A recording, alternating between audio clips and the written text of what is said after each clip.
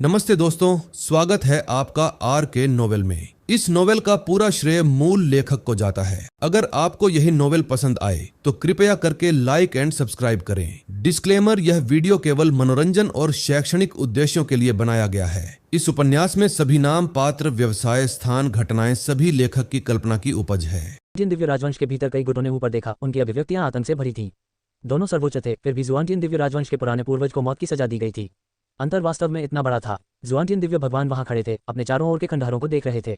उसकी अभिव्यक्ति में उदासीनता गायब हो गई। बीन के आकार के ठंडे पसीने की एक बूंद नीचे लुढ़क गई और उसने उसे पहुंचने की हिम्मत नहीं की। आकाश में विशाल हाथ सीधे कंसोर्शियो के महल तक पहुंच गया। एक नीच महिला मेरे फू परिवार के दिव्य पुत्र का नाम बोलने की हिम्मत करती है। तुम मरने के योग्य हो। कंसोर्शियो पूरी तरह से स्थिर हो गया था, थोड़ा सा भी विरोध करने में असमर्थ था। विशाल ताड़ को नीचे आते हुए वह असहाय होकर देखती रही। गड़गड़ाहट। कंसोर्शियो का पूरा महल डूब गया और विशाल समुद्र में बदल गया। इसके साथ ही खून की एक बूंद बाहर तैर गई। खून विशाल की हथेली में उड़ गया। गुंजन करते हुए खून एक धागे में बदल गया और दूर की ओर उड़ गया। विशाल घूम गया। इसके हाथों पर दाव छंद प्रकट हुआ। बाहर आओ। जैसे ही शब्द गिरे, सैकड़ों मील दूर तक महल उखड़ गए। साथ ही वे लगातार सिकुड़ते रहे, दानव के हाथ में तैरते रहे। दिग्गज की हथेली धीरे से भींच गई। महल पूरी तरह नष्ट हो गए। विशाल घूम गया। बस यहीं रुकें। जिन लोगों ने तुम्हें ठेस पहुंचाई वे पहले ही मर चुके हैं। मेरे जुआनटिन दिव्य राजवंश ने पहले ही कीमत चुका दी है। विशाल गायब हो गया। शून्य क्षेत्र खुल गया था। यदि ऐसे और भी अंधे मूर्ख हैं जो हमारे दिव्य पुत्र को अपमानित करते हैं तो अगली बार मैं नहीं आऊंगा। विशाल के गायब हो जाने के बाद जुआनटिन डिवाइन लॉर्ड ने पाया कि उसके पैरों में सीसा भरा हुआ था, जिससे उसे हिलना मुश्किल हो गया था। विशाल ने अभी अभी उस पर ठंडी नजर डाली थी। उसे ऐसा महसूस हुआ मानो उसकी दिव्य आत्मा का आत्मिक उद्भव हो रहा हो और उसका अस्तित्व मिट रहा हो। उसका कठोर शरीर धीरे धीरे शिथिल हो गया। थप्पड़। शून्य क्षेत्र से एक ताड़ का प्रहार उड़ गया। जुआनटिन डिवाइन लॉर्ड्स का सिर तुरंत उड़ गया। जो अधिकारी अभी अभी मुख्य हॉल से निकले थे, उन्होंने सिर को अपने सामने लुढ़कते हुए देखा। भयभीत होकर वे कई कदम पीछे हट गए। उनके भाव भय से भरे हुए थे। क्या आपके फू परिवार के मन में वास्तव में मेरे जुआनटिन दिव्य राजवंश के लिए कोई सम्मान नहीं है? पैतृक कब्रों से एक दहाड़ सुनाई दी। क्षमा करें, मेरा हाथ फिसल गया। बेटे की असफलता पिता की गलती है। चूंकि उसका बेटा मर गया है, उसे शिक्षित करने के लिए एक पिता के रूप में वहां जाने दो। जुआनटिन दिव्य राजवंश के पैतृक मकबरों के अंदर ड्रैगन वस्त्र पहने बूढ़े लोग एक एक करके जाग गए। तीसरा पूर्वज। ये फू परिवार बहुत आगे जा रहा है। पुराने पूर्वजों में से एक की आंखें आक्रोश से भरी थीं। जुआनटिन दिव्य भगवान उनके वंश के वंशज थे। अभी फू परिवार को उकसाओ मत। फू परिवार के किलिन बेटे को उसकी अमर हड्डी के साथ समस्या हो रही है और वे गुस्से में हैं। ये पागलपन सिर्फ वर्चस्व स्थापित करने के लिए है। देर सबेर वे कई ताकतों के बीच असंतोष पैदा करेंगे और सभी उन पर हमला करेंगे। इसे अभी से हैं। अन्य पुराने पूर्वज भी चुप रहे। वर्तमान फू परिवार गुप्त क्षेत्र के प्रवेश द्वार पर एक पागल व्यक्ति से अलग नहीं था। फू ज्यूक्सियाओ प्रवेश द्वार पर खड़ा था। आसमान में एक अजीब जानवर के ऊपर से एक आवाज आई, दिव्य पुत्र, मैं बलपूर्वक गुप्त क्षेत्र खोल सकता हूं और तुम्हें अंदर आने दे सकता हूं। फू ज्यूक्सियाओ ने उसकी ओर देखा और कुछ नहीं कहा। उसके हाथ में एक तलवार तावीज दिखाई दी। इसे कुचलने के बाद एक तलवार की चमक चमक उठी। फाड़ना। हजारों मील तक फैली एक दरार दिखाई दी। संपूर्ण गुप्त क्षेत्र ठीक बीच में विभाजित हो गया था। 9 हेवन सिक्यू से एक हल्की सुनहरी रोशनी नीचे की ओर बढ़ रही थी। ये गुप्त क्षेत्र की ओर बढ़ते हुए एक गगनचुंबी पथ में परिवर्तित हो गया। फू ज्यूक्सियाओ सुनहरे प्रकाश और दिव्य आकर्षण के मार्ग पर चले। एक कदम में वह 100 मील पार कर गया। कुछ कदम चलने के बाद फू ज्यूक्सियाओ एक टूटी हुई चट्टान के सामने पहुंचा। एक युवक उसकी ओर झुका हुआ था। उसके कपड़े खून से सने हुए थे और उसके गंदे बाल सूखी घास से बंधे हुए थे। युवक को जैसे कुछ महसूस हुआ और उसने धीरे से अपना सिर उठाया। उसके गाल पतले थे और आंखें खून से लथपथ थीं। नवागंतुक को देखते ही युवक के चेहरे पर मुस्कान फैल गई। भाई, तुम यहाँ हो? क्या कैक्सिन ने आपको परेशान किया? फू ज्यूक्सियाओ ने अपनी मुट्ठियां भींच लीं। गुरु, वह केवल एक ही सांस रोक रहा है, उसकी जीवन शक्ति टूट गई है। फू ज्यूक्सियाओ ने अपनी हत्या के इरादे को दबा दिया। नहीं, भाई तुम्हें घर ले जा रहा है। कैक्सिन उसके चेहरे को छूने के लिए अपना हाथ उठाना चाहता था, लेकिन उसमें बिल्कुल भी ताकत नहीं थी। भाई, आपने कहा था कि सुंदर दिखने के लिए मुझे मोटा होने तक खाना पड़ेगा, लेकिन मेरा सारा रक्त समाप्त हो गया है। मैं केवल अपने भौतिक शरीर को जला सकता था, फिर भी मैं उस व्यक्ति को नहीं हरा सका जिसने आपका अपमान किया था। भाई, क्या मैं बहुत मूर्ख हूँ? मैं पतला हो गया हूँ। क्या मैं अब प्यारा नहीं रहा? क्या आप मुझे नापसंद करेंगे? फू ज्यूक्सियाओ ने अपने दिल में अशांति को दबा दिया। कैक्सिन हमेशा प्यारा रहा है। भाई तुम्हें नापसंद नहीं करता। फू ज्यूक्सियाओ को ये कहते हुए सुना। उसके चेहरे पर मुस्कान भर गई और उसका रंग और भी गुलाबी हो गया। आंसू धीरे धीरे बहने लगे। लेकिन किसी ने आपका अपमान कर दिया। कैक्सिन बहुत मूर्ख है। अपना सार रक्त और भौतिक शरीर जलाने के बाद भी मैं उसे हरा नहीं सका। फू ज्यूक्सियाओ का दिल कांप उठा। ऐसा महसूस हुआ मानो उसे हाथ से कसकर दबाया जा रहा हो। भाई तुम्हें घर ले जा रहा है। मैं उसे अपने हाथों से मार डालूंगा। फू ज्यूक्सियाओ फू कैक्सिन का समर्थन करने गए थे। भाई मत आना, कैक्सिन अभी अच्छा नहीं लग रहा है, मैं तुम्हें डरा दूंगा। फू ज्यूक्सियाओ ने उसे नजरअंदाज कर दिया। खुद को सहारा देने में असमर्थ फू कैक्सिन का सिर धीरे से फू ज्यूक्सियाओ के दिल पर टिका हुआ था। भाई, मुझे याद है जब तुमने मुझे उठाया था, मेरा सिर यहीं तुम्हारे हृदय के सामने टिका हुआ था। उस समय मैं रोता रहता था और आप धैर्यपूर्वक मुझे खेलने के लिए प्रेरित करते थे, भले ही आप स्वयं एक छोटे बच्चे थे। जैसे ही फू कैक्सिन बोला, वह हंसा और खांसते हुए मुंह से खून निकाल लिया। भाई, कैक्सिन ने आपके कपड़े गंदे कर दिए, ठीक वैसे ही जैसे जब मैं छोटा था आपके कपड़े गंदे कर दिए। ये गंदा नहीं है। भाई को कोई फर्क नहीं पड़ता। भाई तुम्हें घर ले जा रहा है। फू ज्यूक्सियाओ के दिल में हत्या का इरादा एक निर्मित ज्वालामुखी की तरह था। भाई, मैं तुम्हारे दिल की धड़कन फिर से सुन सकता हूँ। ये बहुत मजबूत और आश्वस्त करने वाला है, ठीक वैसे ही जैसे जब हम छोटे थे तो तुम मुझे उठाकर घर ले आए थे। फू कैक्सिन ने अपना हाथ उठाया और फू ज्यूक्सियास पर अपना हाथ रखा। भाई, मेरे कमरे में और भी चीजें हैं, वो तुम्हारे लिए उपहार हैं। इस जेड ब्लड बोन ड्रैगन इनकोर के साथ सामग्री अंततः पर्याप्त है। कैक्सिन आखिरकार भाई के लिए एक काम करने में सक्षम हो गया है। दरअसल हेवेंस कैक्सिन के प्रति काफी दयालु रहा है। भाई, अगर अगला जन्म है तो कैक्सिन अभी भी आपका छोटा भाई बनना चाहता है। कैक्सिन को घर देने के लिए धन्यवाद भाई। 12 क्योंकि वे इतनी जल्दी में जा रहे हैं तो आओ उन्हें विदा करें। फू जुंगसियाओ ने ऊपर देखा और फू कैक्सिन को पकड़ लिया जो उसकी बाहों में झुका हुआ था। वह लगातार अपनी श्वास को समायोजित करता रहा। उसका दूसरा हाथ फू कैक्सिन के हाथ की ओर बढ़ा जो दीवार के सहारे झुका हुआ था। वह खाली था, वहां कुछ भी नहीं बचा था। उसने धीरे से फू कैक्सिन को उठाया। बजना बजना, दो कर्कश ध्वनियां, दो छड़ियां जमीन पर गिर गईं जिनकी नुकीली नोक ताजा खून से सनी हुई थी। फू जुंगसियाओ ने फू कैक्सिन को पकड़ रखा था जो कपास की तरह हल्का था। जहां उसकी टांगें टूटी थी वहां 2 खूनी छेद थे। स्पष्ट रूप से फू कैक्सिन ने इसे स्वयं किया था। उसके मन में एक स्मृति उभर आई। जब वे छोटे थे तो दोनों ने मार्शल आर्ट का अभ्यास किया। फू कैक्सिन कमजोर था, गिरने का खतरा था और उसका एक पैर स्वाभाविक रूप से थोड़ा अक्षम था। फू जुंगसियाओ ने उसे बताया था, काइशिन, तुम छोटे आदमी हो, आपको दृढ़ रहना होगा। एक आदमी के रूप में भले ही आप मरें, आपको खड़े होकर मरना होगा। पैरों का विकलांग होना डरावना नहीं है, डरने वाली बात हार मान लेना है। काइशिन को स्पष्ट रूप से हमेशा याद था और उसने ऐसा किया था। फू जुंगसियाओ ने फू कैक्सिन की ओर देखा जो अपनी आंखें कसकर बंद करके अपने दिल के सामने झुक रहा था। मूर्ख लड़का, अब भी वैसा ही है जैसा बचपन में था। नींद में भी वह शांतिपूर्ण नहीं है, ये कष्टप्रद है। बड़ा भाई तुमसे बदला लेगा और तुम्हें घर ले जाएगा। आओ, गुप्त क्षेत्र को सील करो। गुप्त क्षेत्र में सभी को पकड़ें। यदि कोई विरोध करे तो उसे मार डालो। कई लोग शून्य क्षेत्र से बाहर चले गए। हाँ, दिव्यपुत्र। फू जुंगसियाओ ने एक कदम उठाया और 100 मील दूर था। 9 हेवन सिक्यू में लौटने के बाद उसकी उंगली के एक झटके से एक विशाल 10,000 साल का ठंडा बर्फ बिस्तर दिखाई दिया। गोल्डन किलिन ने एक नजर डाली और 10,000 साल का ठंडा बर्फ का बिस्तर ऊपर तैरने लगा। जल्द ही एक ताबूत में काट दिया गया। फू जुंगसियाओ ने एक जैद तावीज निकाला। केयान प्रांत में सेना तैनात करें। जैद ताबीज की दूसरी ओर से आवाज आई, हम दिव्य पुत्रों की आज्ञा का पालन करते हैं। फू जुंगसियाओ ने आदेश देने के बाद फू परिवार के भीतर 10,000 मील ड्रैगन की हड्डी से बना एक युद्धपोत दिखाई दिया। इस पर रून्स का रेखाचित्र बनाया गया और दाव प्रतिध्वनि स्वयं प्रकट हुई। युद्ध कवच पहने हुए सैनिकों की पंक्तियां खड़ी थीं। प्रत्येक सैनिक से ईविल क्यूई स्वर्ग तक उड़ गया और उनका कवच खून से सना हुआ था। उनकी आभा एक साथ संघनित होकर एक रक्तरंजित तलवार में परिवर्तित हो गई जो आकाश से टकराकर गिरी। केयान प्रांत के लिए प्रस्थान। मार डालो, मार डालो, मार डालो, मार डालो, मार डालो, मार डालो, मार डालो, मार डालो, मार डालो। सैनिकों पर हत्या का इरादा ठोस हो गया। फू परिवार के कई लोगों ने ऊपर देखा। पैतृक भूमि के भीतर अगर कोई इतना अंधा है कि हमें पार कर सके, उसे नष्ट कर दे तो मैं उसके साथ चलूंगा। 16वें पूर्वज के बोलने के बाद वह पहले ही गायब हो गया था। गोल्डन किलिन जमीन पर लेट गया। फू जुंगसियाओ को देख रहा था। दबंग दाव और किलिंग दाव खुद के साथ साथ दूसरों को भी आसानी से नुकसान पहुंचाते हैं। खेती करने का मतलब सिर्फ दायरे को परिष्कृत करना नहीं है, बल्कि क्यूई, आभा और इच्छाशक्ति को भी परिष्कृत करना है। युद्ध में शुरू होने से पहले ही यदि आपकी आभा दूसरों को आपसे भयभीत कर देती है तो आपकी जीत की संभावना 10% बढ़ जाती है, जो जीवन और मृत्यु का फैसला कर सकती है। किलिंग दाव और ओवरबियरिंग दाव में एक बार जब आप झुक गए तो कोई पीछे नहीं हट सकता, नुकसान आपको ही होगा। फू जुंगसियाओ ने सिर हिलाया। उन्होंने स्वाभाविक रूप से इन सिद्धांतों को समझा। दिव्यपुत्र, गुप्त क्षेत्र की सभी प्रतिभाओं को पकड़ लिया गया है। फू जुंगसियाओ 9 हेवन सिक्यू से बाहर चला गया। उसने ऊपर से नीचे भीड़ को देखा। मुझे क्यों पकड़ें? मुझे जाने दो। क्या आप जानते हैं मैं कौन हूँ? तुम्हारी हिम्मत कैसे हुई मुझे पकड़ने की? मुझे तुरंत रिहा करो और माफी मांगो। कितना बदकिस्मत है, मुझे नहीं पता कि किसने एक ही तलवार के वार से गुप्त क्षेत्र को विभाजित कर दिया। फू जुंगसियाओ के हाथ में एक तलवार दिखाई दी। तलवार की रोशनी की एक चमक टिमटिमा उठी। जिन कुछ लोगों ने अभी अभी बोला था उनके सिर जमीन पर लुढ़क गए। खून की तीखी गंध फैल गई। मुझे ये जानने में कोई दिलचस्पी नहीं है कि आप कौन हैं। नहीं, मैं जानना चाहता हूँ। मैं केवल ये जानना चाहता हूँ कि यह किसने किया। कई प्रोडिजीज के मारे जाने के बाद बाकी प्रोडिजीज की आंखों में डर था।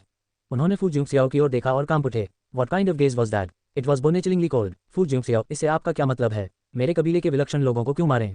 फू जुंगसियाओ, तुम सचमुच अभिमानी हो। क्या आप सचमुच सोचते हैं कि यह आपका फू परिवार का स्थान है जो सही गलत में फर्क किए बिना लोगों को मार रहा है? फू जुंगसियाओ, यह मत सोचिए कि आप केवल फू परिवार पर भरोसा करके जो चाहे कर सकते हैं।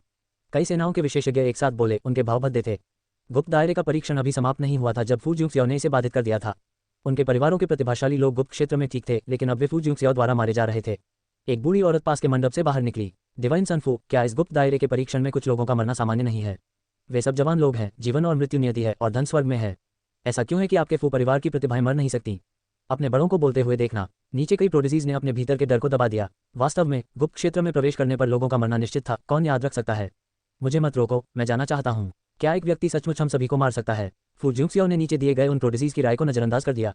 उसने अपना सिर घुमाकर उस बूढ़ी औरत की ओर देखा जिसने बात की थी। क्या आपको मुझसे कोई समस्या है? बुढ़िया की मुस्कान उसकी आंखों तक नहीं पहुंची। मैं कोई मुद्दा उठाने की हिम्मत कैसे कर सकता हूँ? डिवाइन सोनफू इतना राजसी है कि हमारी 100 फूल वाली पवित्र भूमि आपको अपमानित करने का जोखिम नहीं उठा सकती। हमारी 100 फ्लावर्स होली लैंड की प्रतिभाएं भी बाहर लापरवाही से काम करने के लिए 100 फ्लावर्स होली लैंड पर निर्भर नहीं रहेंगी। ऐसा कहने से मेरा कोई और मतलब नहीं था। मैं बस डिवाइन सोनफू को बताना चाहता था कि आपके फू फैमिली प्रोडिजी की मौत का हमारी 100 फ्लावर्स होली लैंड से कोई लेना देना नहीं है। आइए वापस चलें और यहाँ डिवाइन सोनफू की आंखों में धूल झोंकना बंद करें। जब वे जाने की तैयारी कर रही थी तो कई महिला शिष्याएं उस बूढ़ी महिला के पीछे पीछे चली गईं। 100 फ्लावर्स होली लैंड को ऐसा करते देख कई अन्य सेनाओं ने भी इसका अनुसरण किया। उन्होंने अपनी प्रतिभाओं को बुलाया और जाने के लिए तैयार हो गए। फू जुंगसियाओ ने अपनी आंखें नीची कर लीं। इतनी जल्दी जा रहे हैं, उन्हें उनके रास्ते भेज दूं। बूढ़ी औरत का दिल पसीज गया। वह फू जुंगसियाओ की आंखों से मिलने के लिए मुड़ी जो एक प्राचीन कुएं की तरह शांत थी, और उसका दिल पसीज गया। उसे वास्तव में विश्वास नहीं था कि फू जुंगसियाओ इतने सारे लोगों की हत्या करके सार्वजनिक निंदा का जोखिम उठाने का साहस करेगा। डिवाइन सन फू का क्या मतलब है? क्या ऐसा हो सकता है कि आप हम सभी को मार डालना चाहते हो? फू जुंगसियाओ ने बुढ़िया की ओर देखा। वरिष्ठ, मैं आपको बस ये बता रहा हूँ कि मैं फू जुंगसियाओ दूसरों को धमकाने के लिए अपनी शक्ति का उपयोग करना पसंद करता हूँ। जैसे ही फू जुंगसियाओ की आवाज़ गिरी, बूढ़ी औरत की अभिव्यक्ति बदल गई। फू जुंगसियाओ, क्या आप सचमुच ऐसा करने का इरादा रखते हैं? जैसे ही बुढ़िया ने अपनी बात खत्म की, एक विशाल आभा उस पर उतर आई, मानो वह बॉडी फिक्सिंग तकनीक से प्रभावित हो गई हो। टकराना, उसका पूरा शरीर खून की धुंध में बदल गया। फू जुंगसियास गाजियन ने हाथ की मुहरें बनाई। यह पाया, उसकी आवाज गिर गई। उन्होंने आंखें खोली, उसके हाथों से दाव की प्रतिध्वनि फूट पड़ी। नष्ट करना। जैसे ही यह शब्द सुना गया, हजारों मील दूर 100 फूलों की पवित्र भूमि एक विशाल तार के कारण सीधे नष्ट हो गई। विस्फोट की तीव्रता सीधे बादलों में गिरी। बहुत दूर से भी वे उस कंपन शक्ति को महसूस कर सकते थे। फू जुंगसियाओ ने भीड़ की ओर देखा। जिन विशेषज्ञों ने अभी अभी अपने शिष्यों को बुलाया था और अब जाना चाहते थे, उनके भाव भद्दे थे। सेम के आकार का ठंडा पसीना बरसता रहा। दिव्य पुत्र फू, हम। धमाका धमाका धमाका। एक के बाद एक विशेषज्ञ विस्फोट करते गए। बिखरे हुए शाम के बादलों की तरह खून की धुंध फूट पड़ी। फू जुंगसियाओ वहीं खड़ा भीड़ को देख रहा था। और कौन छोड़ना चाहता है? आप अब जा सकते हैं। प्रोडिजीज के मौजूद लोगों का गला जोर से निगलने के कारण फड़फड़ाने लगा और यहाँ तक कि बची हुई ताकतों को भी ऐसा महसूस हुआ कि उनके दिल जोर जोर से धड़कने लगे हैं। बहुत भयानक। फू परिवार का ये दिव्य पुत्र बहुत छोटा है, फिर भी उसकी रिक्त पिपासा बहुत भारी है। क्या वह सचमुच बहुत से लोगों को ठेस पहुंचाने और भविष्य में मारे जाने से नहीं डरता? बोलो, ये किसने किया? फू जुंगसियाओ के बोलने के बाद नीचे के सभी प्रोडिजीज ने अपना सिर नीचे कर लिया। एक भी व्यक्ति को आवाज उठाने की हिम्मत नहीं हुई। फू जुंगसियाओ की फीनिक्स आंखें नीचे प्रोडिजीज को घूर रही थीं। आप में से कोई नहीं जानता। 13 मैं ड्रैगन को मारने और निंग परिवार को नष्ट करने का आदेश देने का अनुरोध करता हूँ। इस प्रकार दिव्यपुत्र की महिमा का प्रदर्शन करता हूँ। फू जुंगसियाओ के कोमल शब्द नरक से बहने वाली ठंडी हवा की तरह थे। नीचे डरपोक प्रोडिजीज इतने डरे हुए थे कि वे बुरी गंध छोड़ते हुए जमीन पर गिर पड़े। अन्य प्रोडिजीज के कपड़े ठंडे पसीने से भीगे हुए थे। खामोश भीड़ को देखकर फू जुंगसियाओ की आंखों में अधीरता झलक उठी। उन सभी को मार डालो, उन्हें मेरे भाई के साथ दफनाया जाए। जैसे ही उसकी आवाज गिरी, फू जुंगसियास गाजियन ने कार्रवाई करने की तैयारी की। रुकना। आकाश में शून्य क्षेत्र को बड़े हाथों की एक जोड़ी द्वारा फाड़ दिया गया था, जैसे कि वह कागज से बना हो। कई लोग बाहर निकल आए। मुख्य व्यक्ति के चेहरे पर क्रोध का भाव था। फू जुंगसियाओ, क्या आप सचमुच सोचते हैं कि कियान प्रांत आपके फू परिवार का पिछवाड़ा है? आप इतने छोटे हैं, फिर भी आपका जानलेवा इरादा इतना भारी है कि आप शैतान के मुखिया से कैसे अलग हैं? नीचे कई शिष्यों ने नवागंतुकों को नम आंखों से देखा। उनके निंग परिवार के मुखिया व्यक्तिगत रूप से आए थे, वे जीवित रहने में सक्षम होंगे। दिव्य पुत्र फू, इतनी कम उम्र में इतना अहंकारी मत बनो। आप अभी तक फू परिवार के मुखिया नहीं हैं। शून्य क्षेत्र से एक धीमी आवाज आई। शून्य क्षेत्र टूट गया और कई लोग बाहर निकल आए। नीचे यान परिवार के प्रोडिजीज उत्साहित हो गए जब उन्होंने अपने कुलपति को आते देखा। यहाँ पितृसत्ता के होते हुए उन्हें मारने की हिम्मत कौन करेगा? दिव्य पुत्र फू, क्या आप मिस्टी पैलेस को कुछ चेहरा दे सकते हैं? हमारे शिष्य सहयोग करेंगे। लोगों का एक और समूह शून्य क्षेत्र से बाहर निकल गया। नीचे मिस्टी पैलेस के शिष्यों ने भी राहत की सांस ली। बड़े बुजुर्ग आ गए थे, ये बहुत अच्छा था। शून्य क्षेत्र बिखर गया और लगातार सुधार हुआ। 2 और गुट आए लेकिन बोले नहीं। विशेष रूप से जुआनटियन दिव्य राजवंश के राजकुमार को फू परिवार के सदस्यों को देखकर थोड़ी घबराहट महसूस हुई। उसके इंपीरियल ब्रदर्स का सिर काट दिया गया था और जिस पद के लिए वह हमेशा से प्रतिस्पर्धा करना चाहता था, वह पद उसके हाथ में आने वाला था। पहली बार उन्हें वह पद नहीं चाहिए था। फू जुंगसियाओ ने आकाश में 5 गुटों को देखा। यहाँ आते समय उसे कियान प्रांत की सेनाओं के बारे में पहले ही पता चल गया था। एक महल, एक संप्रदाय, एक दिव्य राजवंश और 2 महान कुल। ये महल मिस्टी पैलेस है। ये संप्रदाय बिग डिप संप्रदाय है। दिव्य राजवंश जुआनटियन दिव्य राजवंश है। 2 महान कुल निंग परिवार और यान परिवार हैं। निंगवयू ने फू जुंगसियाओ को देखा। मैं फू जिंगयुआन से कुछ हद तक परिचित हूँ। यहाँ तक कि अगर वह यहाँ होता तो भी वह अपनी इच्छानुसार प्रोडिजीज को मारने का आदेश आसानी से जारी करने की हिम्मत नहीं करता। आप उनके पुत्र के रूप में अपने पिता से भी अधिक दबंग हैं। क्या फू परिवार में तुम्हें अनुशासित करने वाला कोई नहीं बचा है? यदि वास्तव में ऐसा है तो फू जिंगयुआन के साथ मेरे परिचय को देखते हुए मुझे उसकी ओर से आपको अनुशासित करने में कोई आपत्ति नहीं है। निंगवयू ने फू जुंगसियाओ को ठंडी आंखों से देखा। उनके कियान प्रांत में नरसंहार शुरू करना सीधे तौर पर उन्हें बिल्कुल भी गंभीरता से नहीं लेना था। उनके जैसे गुटों को फेस की सबसे अधिक परवाह थी। फू जुंगसियाओ अनिवार्य रूप से अपने 5 परिवारों की गरिमा को मिट्टी में मिला रहा था। बाकी लोग नहीं बोले। फू जुंगसियाओ ने निंगवयू की ओर देखा। आप मुझे अनुशासित करना चाहते हैं? निंगवयू ने हंसते हुए कहा। मुझे ऐसा करने में कोई आपत्ति नहीं होगी। फू जुंगसियाओ मुस्कुराया। दिलचस्प, तो बेहतर होगा कि आप तैयार रहें। जैसे ही फू जुंगसियाओ की आवाज गिरी, उसके पीछे का शून्य क्षेत्र परत दर परत बिखरता गया। गर्जन। शून्य क्षेत्र से ड्रैगन की दहाड़ गूंज उठी। 5 गुटों के नेता इस शक्तिशाली आभा से प्रभावित हुए और सभी पीछे की ओर उड़ गए। निंगवयू और भी अधिक दयनीय स्थिति में थी। उससे लगातार खून बह रहा था और उसके शरीर के भीतर की हड्डियां टूटने लगी थीं। फू जुंगसियाओ के पीछे 10,000 मील का एक युद्धपोत तैर रहा था। ये सैनिकों से खचाखच भरा हुआ था। उनका काला कवच लाल रोशनी से चमक रहा था। एक विशाल रक्तरंजित तलवार आकाश में संघनित हो गई। 3 प्रमुख सेनापति उनके पीछे सैकड़ों हजारों बख्तरबंद सैनिकों के साथ एक घुटने पर बैठ गए। ड्रैगन स्लेइंग गार्ड दिव्य पुत्र को सम्मान देता है। उनके पीछे सैकड़ों हजारों सैनिक एक स्वर में बोल रहे थे। ड्रैगन स्लेइंग गार्ड दिव्य पुत्र को सम्मान देता है। ध्वनि बादलों को भेदकर पूरे 9 स्वर्गों में गूंज उठी। 5 गुटों के लोगों के हाव भाव उग्र हो गए। फू जुंगसियाओ वास्तव में बख्तरबंद सैनिकों को वापस लाया था। क्या इस युवक को बख्तरबंद सैनिक लाने का महत्व पता था? कोई अपने ही बिस्तर के पास दूसरों को चैन से सोने की इजाजत कैसे दे सकता है? यह उनके 5 परिवारों की गरिमा के लिए खुला उकसावा था। यान परिवार के संरक्षक यान ज़ेंटियन क्रोधित थे। फू परिवार के दिव्य पुत्र, क्या आप बख्तरबंद सैनिकों को लाने का महत्व जानते हैं? फू जुंगसियाओ ने उसकी ओर देखने के लिए अपना सिर घुमाया। अगर मुझे पता हो तो क्या होगा? यदि मैं नहीं करूं तो क्या होगा? यान परिवार के मुखिया बोलना जारी रखना चाहते थे, लेकिन हत्या के इरादे का सैलाब उन पर हावी हो गया। ठंडा पसीना बह निकला। फू जुंगसियाओ की आंखें तेज तलवारों की तरह थीं क्योंकि वह 5 गुटों के लोगों को सीधे घूर रहा था। जहां तक निंग परिवार की बात है, कोई भी जीवित चीज पीछे न छोड़ें। फू जुंगसियाओ के आदेश को सुनकर 3 ड्रैगन स्लेइंग गार्ड जनरलों के विद्यार्थियों में ईविल क्यूई की वृद्धि हुई। हत्या का इरादा राक्षसी था, विशाल महासागर की उफनती लहरों की तरह अंतहीन और निरंतर। जो लोग दिव्य पुत्र को अपमानित करते हैं उन्हें बिना दया के मार दिया जाएगा। उनके पीछे ड्रैगन स्लेइंग गार्ड ने उनके हथियारों को कसकर पकड़ लिया। मारना, मारना, मारना। इन 3 चिल्लाहटों के बाद आकाश में रक्तरंजित तलवार एक बार फिर फैल गई। इस दुष्ट क्यूई के कारण साफ आकाश अब काले बादलों से घिर रहा था। निंगवयू का चेहरा भयानक रूप से पीला पड़ गया और ठंडा पसीना बहने लगा। चूंकि निंग परिवार दूसरों को व्यवहार करना सिखाना पसंद करता है, तो उन्हें सिखाएं कि उन्हें दूसरे लोगों के व्यवसाय में हस्तक्षेप नहीं करना चाहिए। जैसे ही फू जुंगसियाओ की आवाज गिरी, कियान प्रांत के 5 गुट हिल गए। जुआनटियन दिव्य राजवंश के शाही पैतृक मकबरे में पुराने पूर्वजों में से एक ने बाहर हंगामा देखा। फू फैमिली डिवाइन सन वास्तव में साहसी है। कियान प्रांत में बख्तरबंद सैनिकों को लाना हमें कियान प्रांत में बिल्कुल भी गंभीरता से नहीं ले रहा है। एक अन्य बूढ़े पूर्वज ने उसकी दाढ़ी पर हाथ फेरा। फू परिवार इतना पागलपन से काम कर रहा है क्योंकि वे अपना अधिकार स्थापित करना चाहते हैं। Fu family divine sons immortal bone को समस्याओं का सामना करना पड़ा है और वे अपराधी को नहीं ढूंढ पा रहे हैं। इस तरह की रणनीति भी डराने धमकाने का ही एक रूप है। जुआनटियन दिव्य राजवंश के तीसरे पूर्वज अपनी पीठ के पीछे हाथ रखकर खड़े थे। हम हस्तक्षेप नहीं करेंगे। यदि फू परिवार वास्तव में निंग परिवार का सफाया कर सकता है तो ये सबसे अच्छा होगा। अन्य पुराने पूर्वजों ने तीसरे पूर्वजों का अर्थ स्पष्ट रूप से समझा। मिस्टी पैलेस में फॉरबिडन ग्राउंड में पुराने पूर्वज ने बाहर की हलचल पर नजर रखी। आदेश पारित करें कि मिस्टी पैलेस इस मामले में भाग नहीं लेगा। यान परिवार के पैतृक मैदान में पुराने पूर्वजों में से एक ने अपनी आंखें खोलीं। यान परिवार को पितृसत्ता बनने के लिए कोई दूसरा मूर्ख नहीं ढूंढना चाहिए। अन्य पुराने पूर्वज स्तब्ध थे कि क्या वे बस हार मान रहे थे। निंग परिवार को नष्ट किया जा रहा है और केक इतना बड़ा है कि एक पितृसत्ता की बलि देना इसके लायक है। इसके अलावा फू परिवार वर्तमान में अपना अधिकार स्थापित कर रहा है, इसलिए सीधे आग की रेखा में न चलें। अन्य पुराने पूर्वजों ने इस पर विचार किया और महसूस किया कि यह सच है। निंग परिवार के पैतृक मैदान में एक शक्तिशाली आभा सीधे बादलों में चली गई और पूरे आकाश में गुलाबी रोशनी के बादल छा गए। एक के बाद एक विशेषज्ञ आगे बढ़े। कितने साहसी, कितने अहंकारी शब्द। ये युवक स्वर्ग और पृथ्वी की विशालता को नहीं जानता और हमारे निंग परिवार को नष्ट करने की बात करने का साहस कर रहा है। आज मैं देखना चाहूंगा कि मेरे निंग परिवार को नष्ट करने की हिम्मत कौन करता है। एक के बाद एक विशेषज्ञ शून्य क्षेत्र को तोड़ते हुए उस ओर बढ़े जहां फू जुंगसियाओ स्थित था। फू जुंगसियाओ द्वारा आदेश जारी करने के बाद जनरलों में से एक बाहर चला गया। एक कदम के साथ वह निंगवयू के सामने पहुंच गया। निंगवयू के विद्यार्थियों ने अनुबंध किया। एक साथ हमला। एक अकेला फू परिवार हमारे कियान प्रांत में इतना घिनौना व्यवहार कैसे कर सकता है। ये कहने के बाद उसकी आभा बढ़ गई और वह हमला करने के लिए तैयार हो गया। उन्होंने पाया कि केवल यान परिवार के संरक्षक ही उनके साथ थे। बाकी 3 परिवारों के लोग काफी दूर चले गए थे। उनके दोनों शिष्य अनुबंधित हो गए। शून्य क्षेत्र से एक विशाल हाथ उभरा। यान परिवार का मुखिया तुरंत खून की धुंध में विस्फोटित हो गया। ये व्यक्ति यान परिवार का पापी है, उनके कुलपिता का नहीं। कृपया जारी रखें। निंगवयू का चेहरा पीला पड़ गया। क्या चल रहा था। फू फैमिली जनरल ने अपना ब्लेड घुमाया। पुची, एकमात्र निंग परिवार के मुखिया ने हमारे दिव्य पुत्र को अनुशासित करने की बात करने का साहस किया। तुम मृत्यु के पात्र हो। ड्रैगन स्लेइंग गार्ड, निंग परिवार को नष्ट करने और हमारे फू परिवार के दिव्य पुत्र की शक्ति को प्रकट करने के लिए मेरा अनुसरण करें। जैसे ही वह युद्धपोत पर चढ़ने के लिए मुड़ा, उसे अपने पीछे शून्य क्षेत्र में उतार चढ़ाव का एहसास हुआ। वह मुड़ा, अपना ब्लेड निकाला और एक ही गति में सब कुछ काट डाला।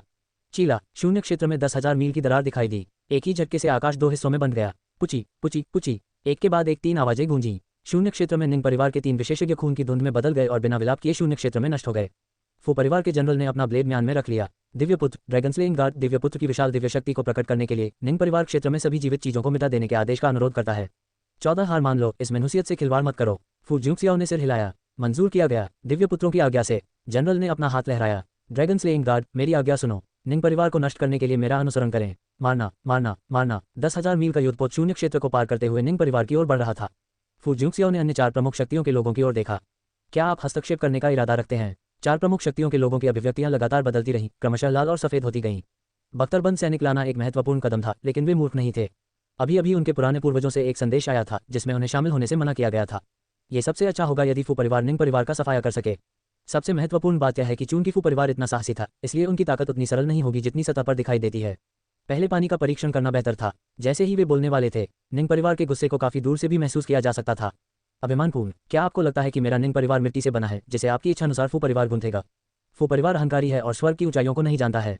टूटी हुई अमर हड्डी वाला एक कनिष्ठ मेरे निंग परिवार को नष्ट करने की बात करने का साहस करता है। निंग परिवार, युद्ध के लिए, हमारी महिमा को पुनः स्थापित करने के लिए फू परिवार के रक्त और हड्डियों का उपयोग करें। जैसे ही निंग परिवार की आवाज फीकी पड़ गई, ईविल क्यूई सभी ड्रैगन स्लेइंग गार्ड सैनिकों की आंखों में छिपी हुई थी। उनका पिचकाली स्याही कवच पहले से ही हल्की लाल चमक उत्सर्जित कर रहा था। एकमात्र निंग परिवार हमारे फू परिवार के दिव्य पुत्र की महिमा को भड़काने का साहस करता है।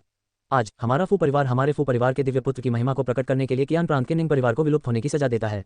ड्रैगन स्लेइंग गैरे का गठन करें। निंग परिवार के युद्ध के नगाड़े गड़गड़ाने लगे और बख्तरबंद सैनिक एक के बाद एक आगे बढ़ते गए, जिससे तीव्र हत्या के इरादे प्रकट हुए।